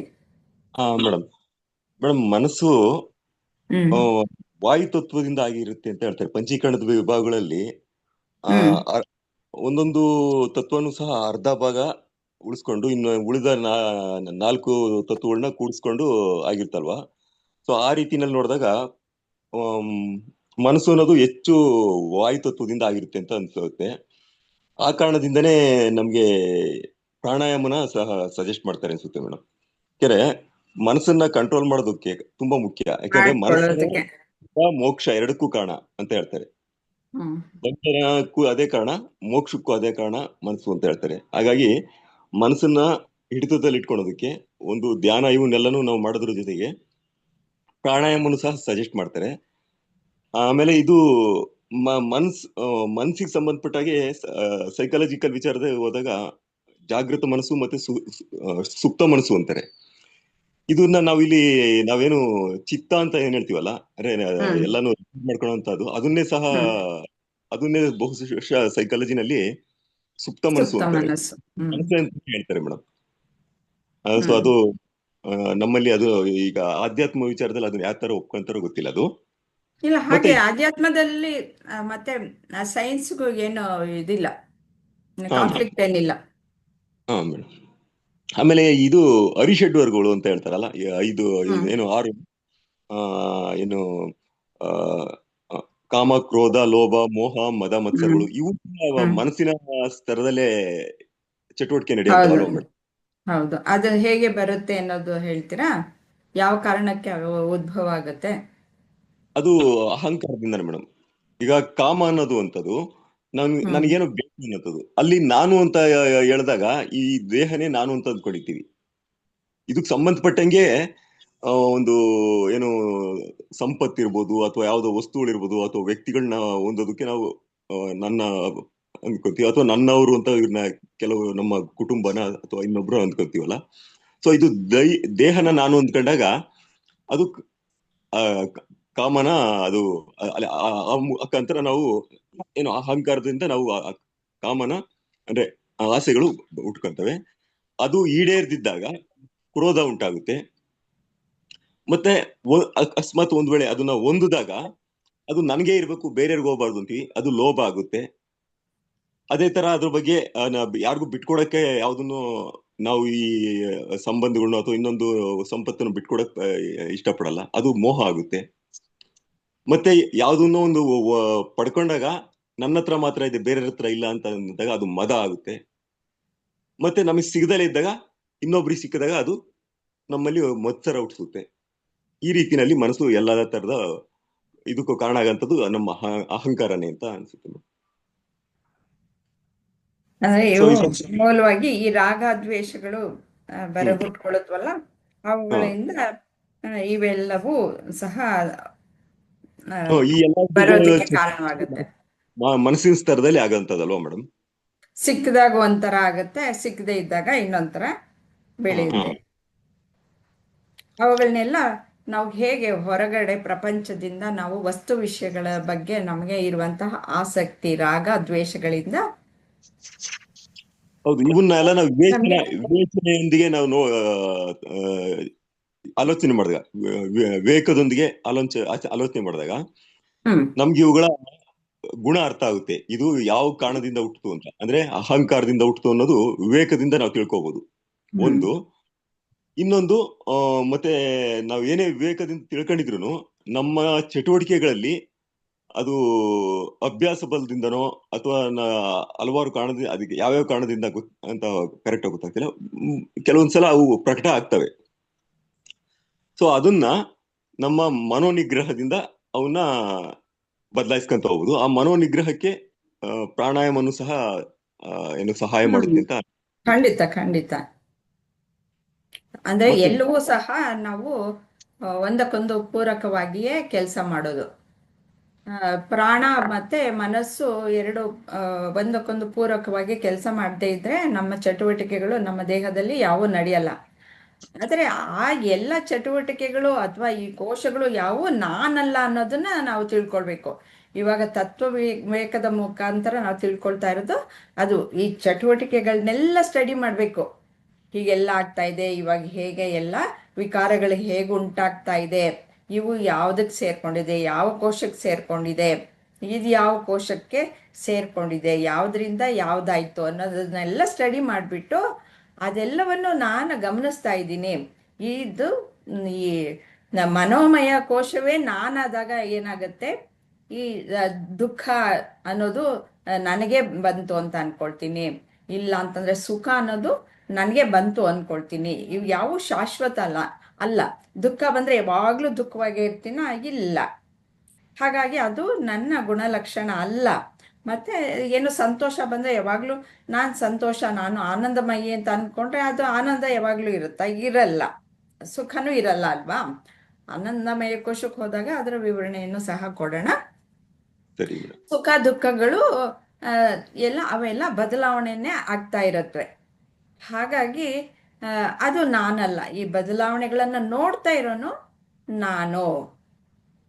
ಹಾಗಾಗಿ ಇದು ಮನೋಮಯ ಕೋಶ ಸಹ ನಾನಲ್ಲ ಅಂತಂದ್ಬಿಟ್ಟು ತಿಳ್ಕೊಳ್ಬೋದು. ಮುಕ್ತಿ ಅಂದ್ರೆ ಏನು ಅನ್ನೋದನ್ನ ಸಾವಿತ್ರಿ ಅವರು ಹೇಳ್ತೀರಾ? ಧನ್ಯವಾದಗಳು ಶಶಿಧರ್ಜಿ. ಧನ್ಯವಾದಗಳು ಮೇಡಮ್. ಮುಕ್ತಿ ಅಂತಂದ್ರೆ ಇವೆಲ್ಲವೂ ದೇಹ ಮನ ಬುದ್ಧಿ ಯಾವುದು ನಾನಲ್ಲ, ನಾನು ಅರಿತಾ ಇರ್ತಕ್ಕಂತ ಸಾಕ್ಷಿ ನಾನು ಅಂತ ತಿಳ್ಕೊಂಡು ಆ ಸಾಕ್ಷಿ ಭಾವದಲ್ಲೇ ನಿಲ್ಲೋದು ಅನ್ನೋದಕ್ಕೆ ಮುಕ್ತಿ ಅಂತ. ಯಾಕೆಂದ್ರೆ ಇಷ್ಟು ದಿವಸದಿಂದ ನಾವು ಇದನ್ನೆಲ್ಲ ತಿಳ್ಕೊಂಡ್ ಬರ್ತಾನೆ ಇದೀವಿ. ಇವಾಗ್ಲೂ ತಿಳ್ಕೊಂಡ್ವಿ ಮನಸ್ಸಿನಲ್ಲೂ ಬದಲಾವಣೆ, ಎಲ್ಲವೂ ಬದಲಾವಣೆ ಆಗ್ತಾ ಇದೆ ಅಂತ. ಹಾಗಾಗಿ ಬದಲಾವಣೆ ಆಗದೆ ಇರ್ತಕ್ಕಂಥದ್ದು, ಶಾಶ್ವತವಾಗಿರ್ತಕ್ಕಂಥದ್ದು ಯಾವುದು ನಾನು ಅನ್ನೋದನ್ನ ನಾವು ತಿಳ್ಕೊಳ್ಳೋದೇ ಮುಕ್ತಿ ಅಂತ. ಅದು ನಾನು ಮುಕ್ತನೇ. ಯಾಕೆ ಅಂತಂದ್ರೆ ನಾನು ಅಜ್ಞಾನ ಆಗಿದೆ, ಅಜ್ಞಾನ ನಾನು ಅದು ನಾನೇ ಅನ್ನೋದನ್ನ ನಾನು ತಿಳ್ಕೋಬೇಕಾಗಿದೆ. ಯಾವುದರಿಂದ ಮುಕ್ತಿ? ಯಾಕೆಂದ್ರೆ ಅಜ್ಞಾನದಿಂದನೇ ಅಜ್ಞಾನದಿಂದ ಏನಾಗಿದೆ? ಅಜ್ಞಾನ ಇದೆ ನಮ್ಗೆ. ನಾನ್ ತಪ್ಪಾಗಿ ತಿಳ್ಕೊಂಡಿದ್ದೀನಲ್ವಾ? ಏನನ್ನ ತಪ್ಪಾಗಿ ಆ ದೇಹ ನಾನು, ಮನಸ್ ನಾನು, ಬುದ್ಧಿ ನಾನು. ಇವಾಗ ಈ ಮನಸ್ನಲ್ಲೂ ಕೂಡ ಬದಲಾವಣೆ ಆಗ್ತಾ ಇದೆ. ಇದು ನಾನಲ್ಲ ಅಂತ ಇವಾಗೆಲ್ಲ ವಿಚಾರಣೆ ಮಾಡಿದೀವಲ್ವಾ? ಒಂದೊಂದೇ ಕೋಶಗಳಾಗಿರ್ಬಹುದು, ಪ್ರತಿಯೊಂದನು ನಾವ್ ದುಃಖ, ಯಾಕೆಂದ್ರೆ ದುಃಖನೂ ಬರ್ತಾ ಇದೆ, ಸುಖನೂ ಬರ್ತಾ ಇದೆ. ಸತತವಾಗಿ ಕ್ಷಣ ಕ್ಷಣಕ್ಕೂ ಬದಲಾವಣೆ ಆಗ್ತಾ ಇದೆ. ಇದೆಲ್ಲವನ್ನು ಅರಿತಕ್ಕಂತ ನಾನು ನಾನು ಸಾಕ್ಷಿ, ನಾನು ಆನಂದ ಸ್ವರೂಪ ನಾನು ಅನ್ನೋದು ನಾವು ಜ್ಞಾನದಿಂದ ತಿಳ್ಕೋಬೇಕಾಗಿರತ್ತೆ. ಅಂದ್ರೆ ಮುಕ್ತಿ ಅಂತಂದ್ರೆ ನಾನೆಲ್ಲೋ ಬಂಧನದಲ್ಲಿದ್ದೀನಿ ಅಂತ ಅರ್ಥ ಅಲ್ವಾ? ಅದ್ರ ಇನ್ನರ್ ಮೀನಿಂಗ್. ಆ ಬಂಧನ ಎಲ್ಲಿಂದ ಬಂತು ಅಂತ ಅವನಿಗೆ ಜ್ಞಾನ ಪಡ್ಕೊಂಡ್ರೆ ಅವನು ಮುಕ್ತನೇ. ಅವನು ಮುಕ್ತನೆ. ಆದ್ರೆ ಈ ಬಂಧನ ಅನ್ನೋದು ನನಗೆ ಸೀಮಿತತೆ ಇದ್ದಾಗ, ಒಂದು ಪರಿಮಿತಿ ಇದ್ದಾಗ, ನಾನು ಇವಾಗ ಬರೀ ಅನ್ನಮಯ ಕೋಶಕ್ಕೆ ಪರಿಮಿತ ಅಂತಂದಾಗ ನಾನು ಅಲ್ಲಿ ಸೀಮಿತತೆ ಬಂತು. ಪ್ರಾಣಮಯ ಕೋಶಕ್ಕೆ ಸೀಮಿತತೆ ಬಂದಾಗ ಅಲ್ಲಿ ಪರಿಮಿತಿ ಬಂತು. ಈಗ ನಾವು ಮನೋಮಯ ಕೋಶಕ್ಕೆ ಬಂದಾಗ ನಾನು ಸುಖಿ ದುಃಖಿ ಅಂತಂದ್ಬಿಟ್ಟು ಹೀಗೆ ನಾನು ಮನೋಮಯ ಕೋಶವೇ ನಾನು ಅಂತಂದ್ಬಿಟ್ಟು ಅನ್ಕೊಳ್ತೀನಿ. ಅಲ್ಲೂ ಸಹ ಈ ಸೀಮಿತತೆ ಅನ್ನೋದು ಬಂತು. ಆದರೆ ಈ ಜ್ಞಾನ ಬಂದಾಗ ಇವು ಯಾವ ಅಲ್ಲ. ಯಾಕೆಂದ್ರೆ ಈ ಬದಲಾವಣೆಗಳೆಲ್ಲ ನೋಡ್ತಾ ಇರೋನು ನಾನು ಅನ್ನುವ ಒಂದು ತಿಳುವಳಿಕೆ ಬರುತ್ತೆ. ಮತ್ತೆ ಅಲ್ಲೇ ಸ್ಥಿತವಾಗಿ ನಿಂತುಕೊಂಡಾಗ ನಮಗೆ ಈ ಕೋಶಗಳು ನಾನಲ್ಲ ಅನ್ನುವ ಜ್ಞಾನ ಬರುತ್ತೆ. ಆಗ ಜ್ಞಾನ ಬಂದಾಗ ಈ ಬಂಧನದಿಂದ ಮುಕ್ತನೇ. ಆದರೆ ನಾನು ತಪ್ಪು ತಿಳುವಳಿಕೆ, ನೀವು ಹೇಳಿದ ಹಾಗೆ ಅಜ್ಞಾನದಿಂದ ತಪ್ಪು ತಿಳುವಳಿಕೆಯಿಂದ ನಾನು ಬಂಧನದಲ್ಲಿದ್ದೀನಿ ಅನ್ನುವ ಒಂದು ನನ್ನಲ್ಲಿ ಉಂಟಾಗಿರುವಂಥದ್ದು ಅಜ್ಞಾನ. ಸುಜಿ ಅವ್ರು ಏನಾದ್ರು ಹೇಳ್ತೀರಾ? ಇಲ್ಲಪ್ಪ, ಇಲ್ಲ. ಓಕೆ, ಹಲೋ ಅಮ್ಮ. ಧನ್ಯವಾದಗಳು ಸಾವಿತ್ರಿಜಿ. ಹರಿ ಓಂ ಅಮ್ಮ. ಹಾ, ಹೇಳಿ ಹೇಳಿ. ಇವ ಎಲ್ಲಾನು 7, 8 ಎಲ್ಲಾನು ಬಂದ್ ಹೋಯ್ತು. ಸರಿ, ಸಂಪೂರ್ಣವಾಗಿ ಯಾರಾದ್ರೂ ಏನಾದ್ರು ಹೇಳೋದಾದ್ರೆ ಇದ್ರ ಅಲ್ಲ, ಬಗ್ಗೆ. ಸ್ವಲ್ಪ ಇದು ಅದೇ ಇದ್ರ ಬಗ್ಗೆನೆ ಸ್ವಲ್ಪ ಹಾ, ಹೇಳಿ ಹೇಳಿ. ಇಲ್ಲಿ ಒಂದೇ ಒಂದು ಉದಾಹರಣೆ. ಈಗ ಒಂದು ಸ್ಕೂಲಿನ ಸಿಚುಯೇಷನ್. ಒಂದು ಮಗು, ಅಲ್ಲಿ ನಾನ್ ಟೀಚರು ಮತ್ತೆ ಒಂದು ಮಗು ವಿದ್ಯಾರ್ಥಿ. ಈಗ ನಾನು ಕೊಟ್ಟಿರುವಂತ ಹೋಮ್ವರ್ಕ್ ನ ಆ ಮಗು ಮಾಡಿಲ್ಲ. ಮತ್ತೆ ಅದೇ ದಿನ ಬೇರೆಯವ್ರು ಕೊಟ್ಟಿರುವಂತ ಹೋಮ್ವರ್ಕ್ ನ ಆ ಮಗು ಮಾಡಿದೆ. ಮೊದಲನೇದು ನಾನ್ ಕೊಟ್ಟಿರೋ ಹೋಮ್ವರ್ಕ್ ಮಾಡಿಲ್ಲ, ಇನ್ನೊಂದು ಅವ್ರು ಕೊಟ್ಟಿರೋ ಹೋಮ್ವರ್ಕ್ ಮಾಡಿದೆ. ಈಗ ನನಗೆ ಬೇಜಾರು, ಅದೇ ಕೊಟ್ಟಿರೋ ಹೋಮ್ವರ್ಕ್ ಮಾಡಿಲ್ಲ, ಇನ್ನೊಂದು ಅವ್ರು ಕೊಟ್ಟಿರೋ ಹೋಮ್ವರ್ಕ್ ಮಾಡಿದ್ಯಾ, ನಾನ್ ಕೊಟ್ಟಿರೋ ಹೋಮ್ವರ್ಕ್ ಮಾಡಿಲ್ಲ. ಇದು ಸ್ಕೂಲ್ ನಡೆದಿದೆ, ಮುಗ್ದಿದೆ, ಸ್ಕೂಲ್ ಮುಗಿದಿದೆ. ಕೊನೆಯಲ್ಲಿ ಮತ್ತೆ ನಾನ್ ಮನೆಗ್ ಬರ್ತೀನಿ. ಅಡ್ಗೆ ಮನೆಗ್ ಬಂದು ಅಡ್ಗೆ ಮನೇಲಿ ಇದ್ದಾಗ ನಾನ್ ಕೊಟ್ಟಿರೋ ಹೋಮ್ವರ್ಕ್ ಮಾಡಿಲ್ಲಲ್ಲ ಹುಡ್ಗ, ನಾನ್ ಕೊಟ್ಟಿರೋದ್ ಮಾಡಿಲ್ಲ. ಹೋಮ್ವರ್ಕ್ ಮಾಡಿಲ್ಲ ಅನ್ನೋದೊಂದು, ಅದು ಮನೆಗ್ ಬಂದ್ಬಿಟ್ಟು ವಿಚಾರ ಮಾಡ್ತಾ ಇರೋದು. ಇನ್ನೊಂದು ಅವ್ರು ಕೊಟ್ಟಿರೋ ಹೋಮ್ವರ್ಕ್ ಮಾಡಿದಾರ, ನಾನ್ ಕೊಟ್ಟಿರೋ ಹೋಮ್ವರ್ಕ್ ಮಾಡಿಲ್ಲ. ಯಾಕಂದ್ರೆ ಇದು ಮನೋಮಯದ ಯಾಕಂದ್ರೆ ನನಗೆ ದುಃಖನೂ ಆಗ್ತಿದೆ, ಬೇಜಾರಾಗ್ತಿದೆ. ಯಾಕಂದ್ರೆ ಈಗ ನನಗೆ ಉಳಿದಿರೋದು ಒಂದೇ ಒಂದು. ಈಗ ಅದೇ ಇದರಿಂದ ಈಗ ನನಗೆ ಸಮಾಧಾನ ಆಗ್ಬೇಕಂದ್ರೆ ಇನ್ಸ್ಟೆಂಟ್ ಫುಡ್ ಅಂತಂದ್ರೆ ತಕ್ಷಣಕ್ಕೆ ಸಿಗುವಂತದ್ದಂದ್ರೆ ಹೂ ಐ ಆಮ್ ಅಂತ ಹಾಕೊಳ್ಳುವಂತದ್ದು ಒಂದೇ. ಅದು ಅಲ್ಲ, ಇದ್ರಲ್ಲೂ ಬಂದಿದಲ್ಲಮ್ಮ, ಇದ್ರಲ್ಲೂ ಹೇಳಿದ್ದಾರೆ, ಟಾಕಲ್ಲಿ ಹೇಳಿದರೆ ಹೂ ಐ ಆಮ್. ಈಗ ನನ್ ಕೇವಲ ಸಾಕ್ಷಿ ಅಷ್ಟೇ. ಓ, ಆ ಮಗುನ ಹೋಮ್ವರ್ಕ್ ಮಾಡಿಲ್ವಾ, ಓಕೆ, ಅವ್ರು ಹೋಮ್ವರ್ಕ್ ಮಾಡಿದೆ ಅಲ್ಲ, ಪರವಾಗಿಲ್ಲ ಅನ್ಕೊಳ್ಳೋದು. ಯಾವಾಗ ನಾನು ಸಾಕ್ಷಿ ಅಂತಿದ್ದಾಗ, ಹೂ ಐ ಆಮ್ ಅಂತಿದ್ದಾಗ ಅದು ನನ್ಗೆ ಸಮಾಧಾನ ಕೊಡುತ್ತೆ. ಇನ್ನೊಂದು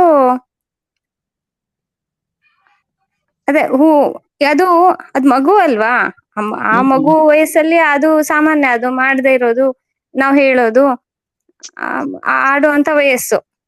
ಹೀಗೆ ನಾನು ಮನೆಗ್ ಬಂದ್ಮೇಲೂನು ಈಗ ನನ್ ಟೀಚರ್ ಪಾತ್ರನೇ ನಡೆಸ್ತಾ ಇದ್ದೀನಿ. ಅಡ್ಗೆ ಮನೇಲಿ ಹೋಗಿ ಅಡ್ಗೆ ಮಾಡ್ಬೇಕು, ಆದ್ರೆ ಸ್ಕೂಲಿನ ಕತೆ ಎಲ್ಲ ತಗೊಂಡ್ಬಂದ್ ಮನೆಯಲ್ಲಿ ಸ್ಕೂಲ್ ಪಾತ್ರ ನಡೆಸ್ತಾ ಇದ್ದೀನಿ. ಅದು ಸ್ಕೂಲಿನ ಕೆಲಸ ಮುಗ್ದೋಗಿದೆ, ಸ್ಕೂಲ್ ಬಿಟ್ಟು ಬಂದ್ರು ಅಂದ್ರೆ ಆ ಪಾತ್ರದಲ್ಲಿ ನಾನು ಸಿಕ್ಕಾಕೊಂಡಿದ್ದೀನಿ. ಸೊ ಹಾಗಾಗಿ ಅದು ಕೇವಲ ಪಾತ್ರ. ಅದು ಏನು, ನಾನು ಅಲ್ಲಿ ಸ್ಕೂಲು, ಅಲ್ಲಿ ವಿದ್ಯಾರ್ಥಿಗಳು, ಆ ಒಂದು 45 ನಿಮಿಷದ ಕ್ಲಾಸು ಅದೆಲ್ಲ ಒಂದು ಅಷ್ಟೇ, ಅದೊಂದು ಕತೆ, ಅದೊಂದು ಪಾತ್ರ ಮಾತ್ರ. ಹಂಗಿದ್ದಾಗ ನಾನು ಮನೆಗ್ ಬಂದಾಗ ಅದಕ್ಕೆ ಸಂಪೂರ್ಣವಾಗಿ ಅದು ನನಗೆ ಏನು ಇರೋದಿಲ್ಲ, ಯಾಕಂದ್ರೆ ಅದು ಕೇವಲ ಪಾತ್ರ ಮಾತ್ರ. ಅಲ್ಲಿ ನನ್ ಕೆಲ್ಸ ಹೇಳೋದಷ್ಟೇ. ಆ ಮಗು ಮಾಡಿಲ್ಲ, ಆ ವಯಸ್ಸಿಗೆ ಆ ಮಗು ಮಾಡದಿರೋದು ಆ ಮಗುವಿನ ಅದು ಮಗು ಮಾಡುವಂತ ಕೆಲ್ಸ. ಹೀಗೆ ಅಲ್ಲಿ ಪಾತ್ರ ಮಾತ್ರ. ಇನ್ನೊಂದ್ ರೀತಿ ಇದನ್ನೆಲ್ಲ ನೋಡಿದ್ರೆ ಅದೇ ಇಲ್ಲಿ ಟಾಕಲ್ ಹೇಳಿದ ಹಾಗೆ ಇದು ಸಿನಿಮಾ ಇದ್ದ ಹಾಗೆ, ಅಲ್ಲಿ ಏನ್ ನಡಿಬೇಕೋ ಅಲ್ಲಿ ಏನಾಗ್ಬೇಕೋ ಅದೇ ಆಗಿದೆ. ಬಟ್ ಆ ಕ್ಷಣದಲ್ಲಿ ನಾನು ಪೂರ್ತಿಯಾಗಿ ಇದ್ದು ಅದನ್ನೆಲ್ಲ ಗಮನಿಸ್ಕೊಂಡು ಅದಕ್ಕೆ ಮುಂದಿನ ಹೆಜ್ಜೆ ಏನ್ ತಗೊಳ್ಬೋದು ಅಂತ ನೋಡ್ಬೇಕು. ಆಮೇಲೆ ಇಲ್ಲಿ ನಾನ್ ಯಾರು ಹೋಮ್ ವರ್ಕ್ ಮಾಡದೇ ಇರೋದು ಆ ಮಗು ಅಲ್ವಾ, ಹಾ, ಅದಕ್ಕೆ ಚಿಕ್ಕ ಮಗು. ದುಃಖ ಪಡೋದು ನೀವ್ ಯಾಕೆ ದುಃಖ ಪಡ್ಬೇಕು, ಅದಕ್ಕೆ ಹೇಗೆ ಮಾಡಿಸ್ಬೇಕು ಅನ್ನೋದನ್ನ ನೋಡೋದು ಟೀಚರ್ ಮುಂದಿನ ಹೆಜ್ಜೆ ಏನ್ ಪಾತ್ರ ತಗೊಳ್ ಏನ್ ಅಲ್ವಾ? ಮಾಡಿಸ್ಬೇಕು. ನೀವು ಟೀಚರ್ ಆಗಿ ಹ್ಮ್ ಅಲ್ಲಿ ಆ, ಏನ್ ಮಾಡ್ಬೇಕು ಅದನ್ನ ಹಾಗ್ ಮಾಡ್ಬೇಕು. ಆ ದುಃಖ ಪಟ್ರೆ ಅದು ನನ್ ತಪ್ಪಲ್ವಾ? ಮನಸ್ಸಿನ ಕೆಲಸ ಅದೇ, ಈಗ ಮನೋಮಯ ಮನಸ್ಸು. ಮನಸ್ಸಿನ ಕೆಲಸ ದುಃಖ, ಅದಕ್ಕೆ ಬೇಜಾರು, ನಾನು ಇವಾಗ ಅಸೂಯೆ, ಮನಸ್ಸಾಗೋಗ್ತೀನಿ. ಅವಾಗ ನಾನ್ ದುಃಖ ಪಟ್ರೆ ಮನಸ್ಸಾಗೋಗ್ತೀನಿ. ಭ್ರಮೆ, ಇಲ್ಯೂಷನ್, ಅಲ್ಲ ಅನ್ನೋದನ್ನ ತಿಳ್ಕೊಳ್ಬೇಕು. ಇಲ್ಯೂಷನ್, ಸಫರಿಂಗು. ಈಗ ಸಾಕ್ಷಿ ಮಾತ್ರ ನಾನು. ಆಮೇಲೆ ಇನ್ನೊಂದಮ್ಮ, ನಾನು ಕೇಳ್ದಾಗೆ ಕಣ್ಣಿನ ಮೂಲಕ ಅಂದ್ರೆ ನೋಡೋದ್ರ ಮೂಲಕ ನಮ್ಗೆ 75% ಎನರ್ಜಿ ಹೋಗುತ್ತೆ ಅಂತ ಹೇಳಿ. ಅಂದ್ರೆ ಕಣ್ಣು ಆಗ್ಲೇ ಅಮ್ಮ ಹೇಳಿದಾಗೆ ಮನಸ್ಸು ಬಹಳ ವೇಗವಾಗಿ ಚಲಿಸುವಂತದ್ದು. ಇದೇ ಮನಸ್ಸನ್ನ ವೇಗವಾಗಿ ಚಲಿಸುವಂತದ್ದನ್ನೇ ನಾನು ಒಳ್ಳೆ ರೀತಿನೂ ಕೂಡ ಬಳಸ್ಕೊಳಕ್ಕೆ ಖಂಡಿತ ಸಾಧ್ಯ ಇದೆ. ಇಲ್ಲಿಂದಾನೇ ನಾನು ಎಷ್ಟೋ ದೂರದಲ್ಲಿರೋರ್ಗೆ ಒಳ್ಳೇದಾಗ್ಲಿ ಅಂತ ಈ ಕ್ಷಣದಲ್ಲಿ ಹಾಕೊಂಡ್ರೆ ಅಲ್ಲಿ ಆಗಿರುತ್ತೆ. ಎಷ್ಟೋ ಜನರಿಗೆ ಆ ಕ್ಷಣದಲ್ಲಿ ನನಗೆ ಅಲ್ಲಿ ಯಾವ್ದೊಂದ್ ಮಗು ಬಾಯಾರಿಕೆ ಆಗಿದೆ ಅಂದ್ರೆ ಅದಕ್ಕೆ ಅದು ಸಹ ಗೊತ್ತಾಗುತ್ತೆ. ಅಂದ್ರೆ ಮನಸ್ಸಿಗೆ ಅಷ್ಟೊಂದು ಶಕ್ತಿ ಇದೆ. ಅದು ಅಮ್ಮ ಹೇಳಿದಾಗೆ ಬಹಳ ವೇಗವಾಗಿ ಚಲಿಸುವಂತದ್ದು, ಬಹಳ ವೇಗವಾಗಿ ಕೆಲಸ ಮಾಡುವಂತದ್ದು ಮನಸ್ಸು. ಸೊ ಹೀಗೆ ಈ ಎಲ್ಲ ಸಮಯದಲ್ಲೂ ನಾನು ಯಾರು ಅನ್ಕೊಂಡು ನಾನು ಎಲ್ಲದರಲ್ಲೂ ಕೇವಲ ಸಾಕ್ಷಿ ಅನ್ಕೊಳ್ಳೋದು ಅದು ಬಹಳ ಎಲ್ಲ ಸಮಯದಲ್ಲೂ ಎಲ್ಲ ಹಾಗಾಗಿ ಈ ಸಂದರ್ಭದಲ್ಲೂ ಮನೋಮಯ ಕೋಶ ನಾನಲ್ಲ ಅಂತ ಹೇಳೋದು. ಹಾಗೆ ಇವಾಗ ಇವುಗಳೇ ಹೇಳಿದ್ರಿ. ಇವಾಗ ಪ್ರಾಣ ಮತ್ತು ಮನಸ್ಸು ಎರಡು ಸಹ ಒಟ್ಟೊಟ್ಟಿಗೆ ಕೆಲಸ ಮಾಡತ್ವೆ ಅಂತ. ಅವೆರಡು ಒಟ್ಟೊಟ್ಟಿಗೆ ಕೆಲಸ ಮಾಡೋದ್ರಿಂದಲೇ ನಮ್ಮ ಪ್ರತಿಯೊಂದು ಚಟುವಟಿಕೆಗಳು ಆಗೋದು. ಈ ಪ್ರಾಣ ಹೇಗೆ ಅಂತಂದ್ರೆ ಅದಕ್ಕೆ ಕಾಲಿದೆ, ಕಣ್ಣಿಲ್ಲ. ಈ ಮನಸ್ಸಿಗೆ ಕಣ್ಣಿದೆ, ಅದಕ್ಕೆ ಕಾಲಿಲ್ಲ. ಹಾಗಾಗಿ ಕುಂಟ ಮತ್ತು ಕುರುಡನ ಕೆಲಸ. ಈ ಕಾಲಿರೋನು, ಕಣ್ಣಿಲ್ದೇ ಇರೋನು ಈ ಕಣ್ಣಿರೋನ್ನ ಮೇಲ್ಗಡೆ ಹೊತ್ಕೊಂಡ ಹಾಗೆ ಈ ಮನಸ್ಸು ತೋರಿಸುತ್ತೆ ಇಂಥದ್ದು ಮಾಡು ಅಂತ ಬಿಟ್ಟು, ಈ ಪ್ರಾಣ ಮಾಡುತ್ತೆ. ಹಾಗೆ ಪ್ರಾಣ ಮತ್ತು ಮನಸ್ಸು ಎರಡು ಸಹ ಒಟ್ಟೊಟ್ಟಿಗೆ ಕೆಲಸ ಮಾಡುತ್ತೆ. ಆದ್ರೆ ಅವೆರಡು ನಾನಲ್ಲ. ಯಾಕೆಂದ್ರೆ ಎಲ್ಲನೂ ಬದಲಾವಣೆ ಆಗುತ್ತೆ. ಇವಾಗ ಪ್ರಾಣವೇ ನಾನಾದಾಗ ನನಗೆ ಸಂಕಟ ಆಗುತ್ತೆ, ಹಸುವಾಗುತ್ತೆ, ಇನ್ನೊಂದಾಗುತ್ತೆ. ಮನೋಮಯ ಕೋಶ ನಾನೇ ಆದಾಗ ನನಗೆ ದುಃಖ ಆಗುತ್ತೆ, ಸುಖ ಅನ್ನೋದಾಗುತ್ತೆ. ಮತ್ತೆ ನನಗೆ ತುಂಬ ದುಃಖದಲ್ಲಿ ನನಗೆ ಭರಿಸೋಕ್ಕೆ ಆಗಲ್ಲ ಅನ್ನುವ ವೇದನೆಗಳೆಲ್ಲನೂ ಉಂಟಾಗುತ್ತೆ. ಮತ್ತು ಅದರ ಕಾರಣವಾಗಿ ನನಗೆ ಈ ರಾಗ ದ್ವೇಷಗಳು ಮತ್ತು ಹಾಗೆ ಅರಿಷಡ್ವರ್ಗಗಳು ಇವರು ಶಶಿಧರ್ ಸರ್ ಹೇಳ್ದಾಗೆ ಅವುಗಳೆಲ್ಲ ಸಹ ಉಂಟಾಗುತ್ತೆ. ಅವುಗಳೆಲ್ಲ ಮರಿಗಳು ಈ ರೀತಿಯಲ್ಲಿ ಆಗುತ್ತೆ. ಆದರೆ ಅವು ಯಾವ ನಾನಲ್ಲ, ಅವುಗಳೆಲ್ಲನೂ ನಾನು ನೋಡ್ತಾ ಇರೋದುವ ಸಾಕ್ಷಿ. ನೀವು ಹೇಳಿದ ಹಾಗೆ ನಾನು ಅಂತ ತಿಳ್ಕೊಳ್ಬೇಕು. ಇಲ್ಲಿ ಶ್ಲೋಕವನ್ನ ಕೊಟ್ಟಿದ್ದಾರೆ. ಮನಶ್ಚ ಜ್ಞಾನೇಂದ್ರಿಯ ಪಂಚಕಂ ಮಿಳಿತವಾಯೋ ಭವತಿ ಸ ಮನೋಮಯ ಕೋಶ. ಮನೋಮಯ ಕೋಶ ಅಂದ್ರೆ ಮನೋಮಯ ಕೋಶ ಕಹ ಏನು? ಮನಃ ಮನಸ್ಸು, ಚ ಮತ್ತು ಜ್ಞಾನೇಂದ್ರಿಯ ಪಂಚಕಂ 5 ಜ್ಞಾನೇಂದ್ರಿಯಗಳು. ಮನಸ್ಸು ಮತ್ತು 5 ಜ್ಞಾನೇಂದ್ರಿಯಗಳು ಸೇರಿ ಮನೋಮಯ ಕೋಶ ಆಗಿರೋದು. ಮನಸ್ಸಿನ ಜೊತೆಗೆ ಜ್ಞಾನೇಂದ್ರಿಯಗಳಿದ್ರೇನೆ ಅವು ಹೊರಗಡೆ ಪ್ರಪಂಚದಲ್ಲಿ ವಿಷಯ ವಸ್ತುಗಳನ್ನ ಯೋಚನೆಗಳಾಗಿ ತೆಗೆದುಕೊಂಡು ವೃತ್ತಿಗಳಾಗಿ ತೆಗೆದುಕೊಂಡು ಮನಸ್ಸಿಗೆ ತಲುಪಿಸೋದು. ಅದು ಏನ್ ಮಾಡತ್ತೆ, ಅದು ಬುದ್ಧಿಗೆ ಕೇಳುತ್ತೆ ಏನ್ ಮಾಡ್ಲಿ ಅಂತಂದ್ಬಿಟ್ಟು. ಆ ರೀತಿಯಲ್ಲಿ ಪ್ರೋಸೆಸ್ ಆಗೋದು. ಹಾಗೆ ಅವೆರಡು ಸೇರಿ ಮನೋಮಯ ಕೋಶವಾಗುತ್ತೆ. ಮತ್ತೆ ಇವಾಗ ಎಲ್ಲ ಅದಕ್ಕಾದ ಸುಖ ದುಃಖಗಳು ಎಲ್ಲವೂ ನನಗೆ ಅಂತ ಅನ್ಕೊಳ್ತೀವಿ ನಾನು ಮನೋಮಯ ಕೋಶ ಆದಾಗ. ಇವಾಗ ಏನೋ ವಿಷಯ ವಸ್ತುಗಳು ಯಾವುದೋ ಒಂದು ಸಿಗ್ಲಿಲ್ಲ, ನನಗೆ ಬೇಕು ಅಂದಿದ್ದು ಸಿಗ್ಲಿಲ್ಲಪ್ಪ, ಆವಾಗ ನನಗೆ ದುಃಖ ಆಗುತ್ತೆ, ಅಥವಾ ನನಗೆ ಅದು ತೊಂದರೆ ಕೊಡುತ್ತೆ ಅಂತ ಅಂದಾಗ ಅದನ್ನ ದೂರಕ್ಕೆ ಇಡಬೇಕು. ಈ ರೀತಿಯಲ್ಲೆಲ್ಲನೂ ಯೋಚನೆ ಮಾಡ್ತೀವಿ. ಅದೆಲ್ಲನೂ ಮನೋಮಯ ಕೋಶಕ್ಕೆ ಸಂಬಂಧಪಟ್ಟಿರುವಂತಹದ್ದು. ಮತ್ತೆ ಅದ್ರ ಜೊತೆಗೆ ಪಂಚೇಂದ್ರಿಯಗಳು ಸಹ ಇರುತ್ತೆ. ಆದರೆ ಪ್ರಾಣಮಯ ಕೋಶದ ಜೊತೆಗೆ ಕರ್ಮೇಂದ್ರಿಯಗಳು ಸೇರ್ಕೊಂಡಿರುತ್ತೆ.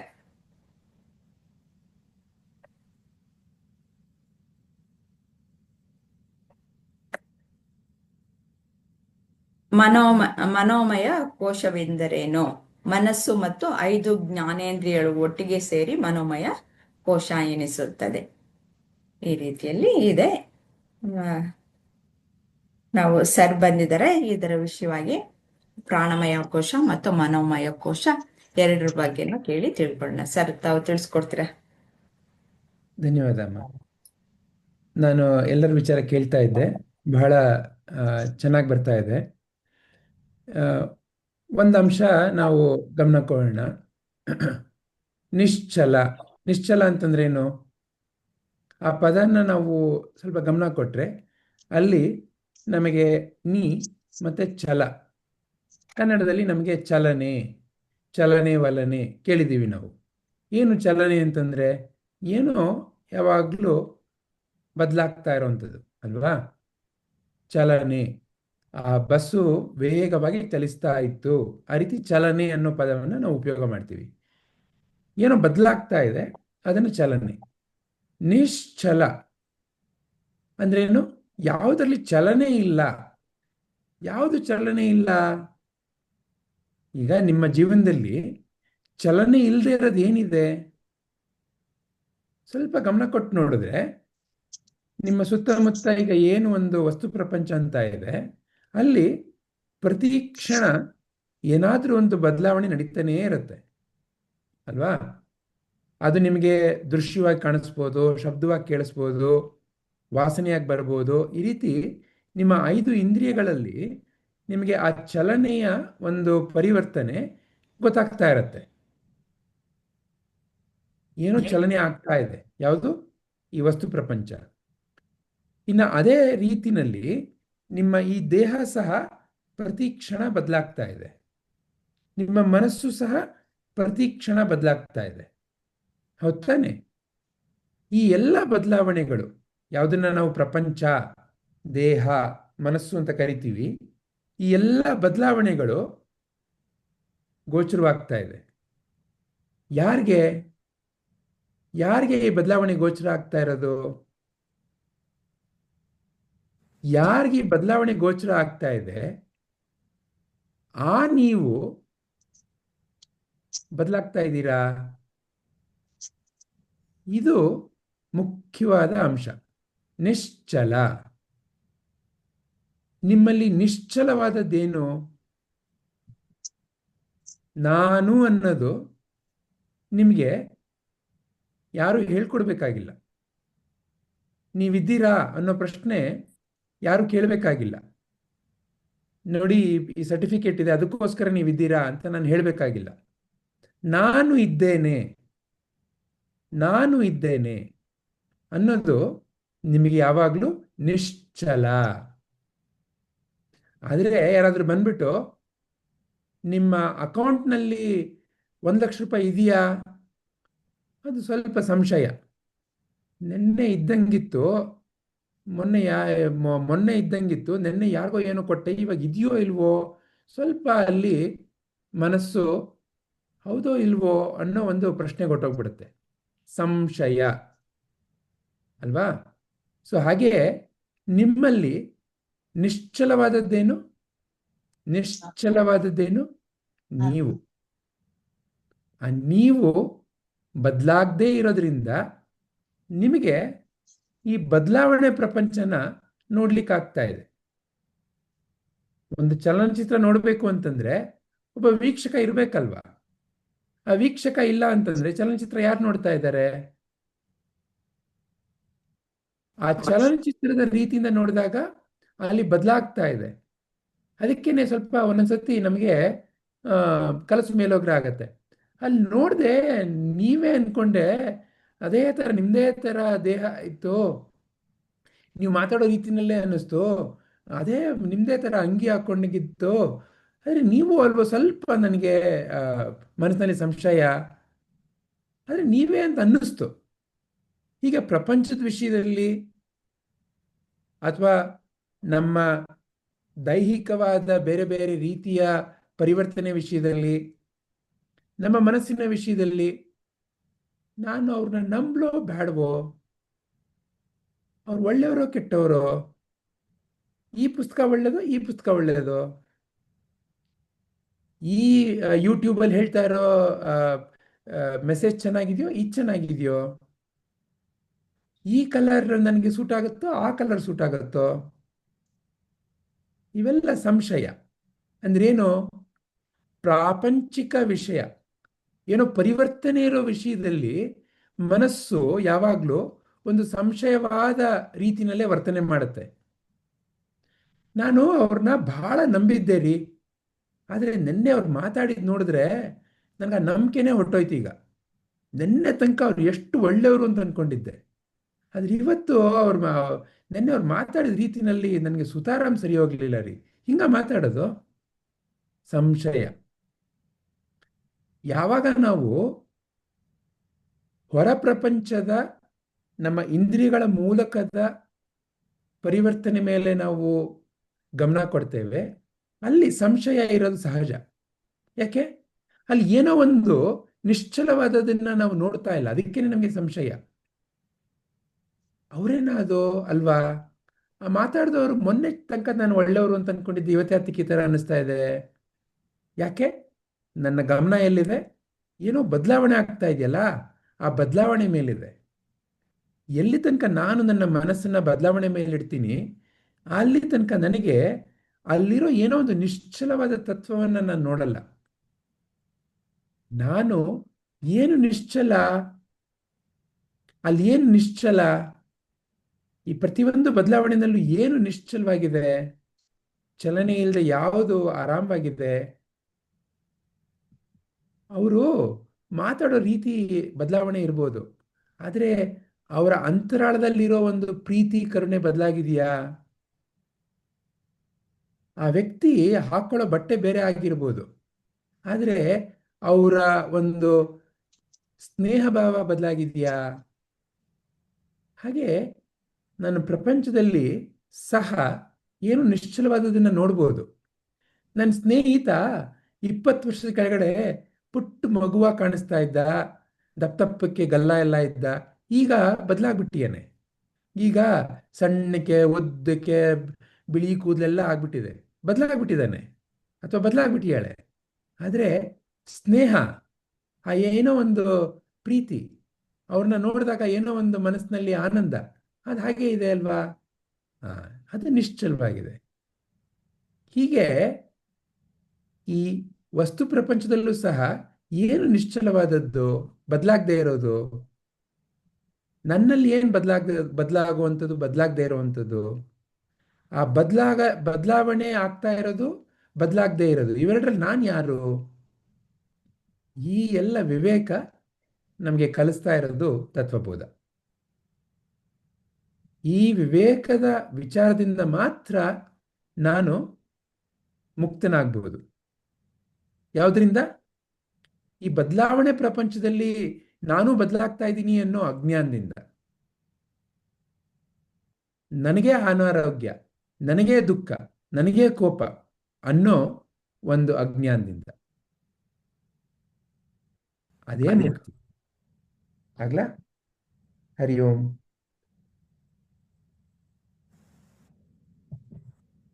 ಧನ್ಯವಾದಗಳು ಸರ್.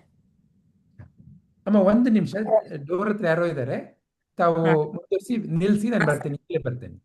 ಆಯ್ತು ಸರ್.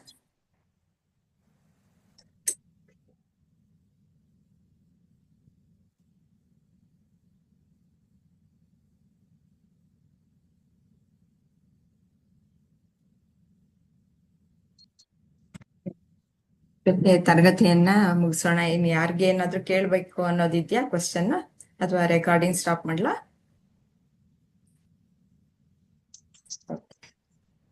ಹರಿ ಓಂ ಶ್ರೀ ಗುರುಭ್ಯೋ ನಮಃ. ಓಂ ಹರಿ ಓಂ. ಶ್ರೀ ಕೃಷ್ಣಾರ್ಪಣಮಸ್ತು.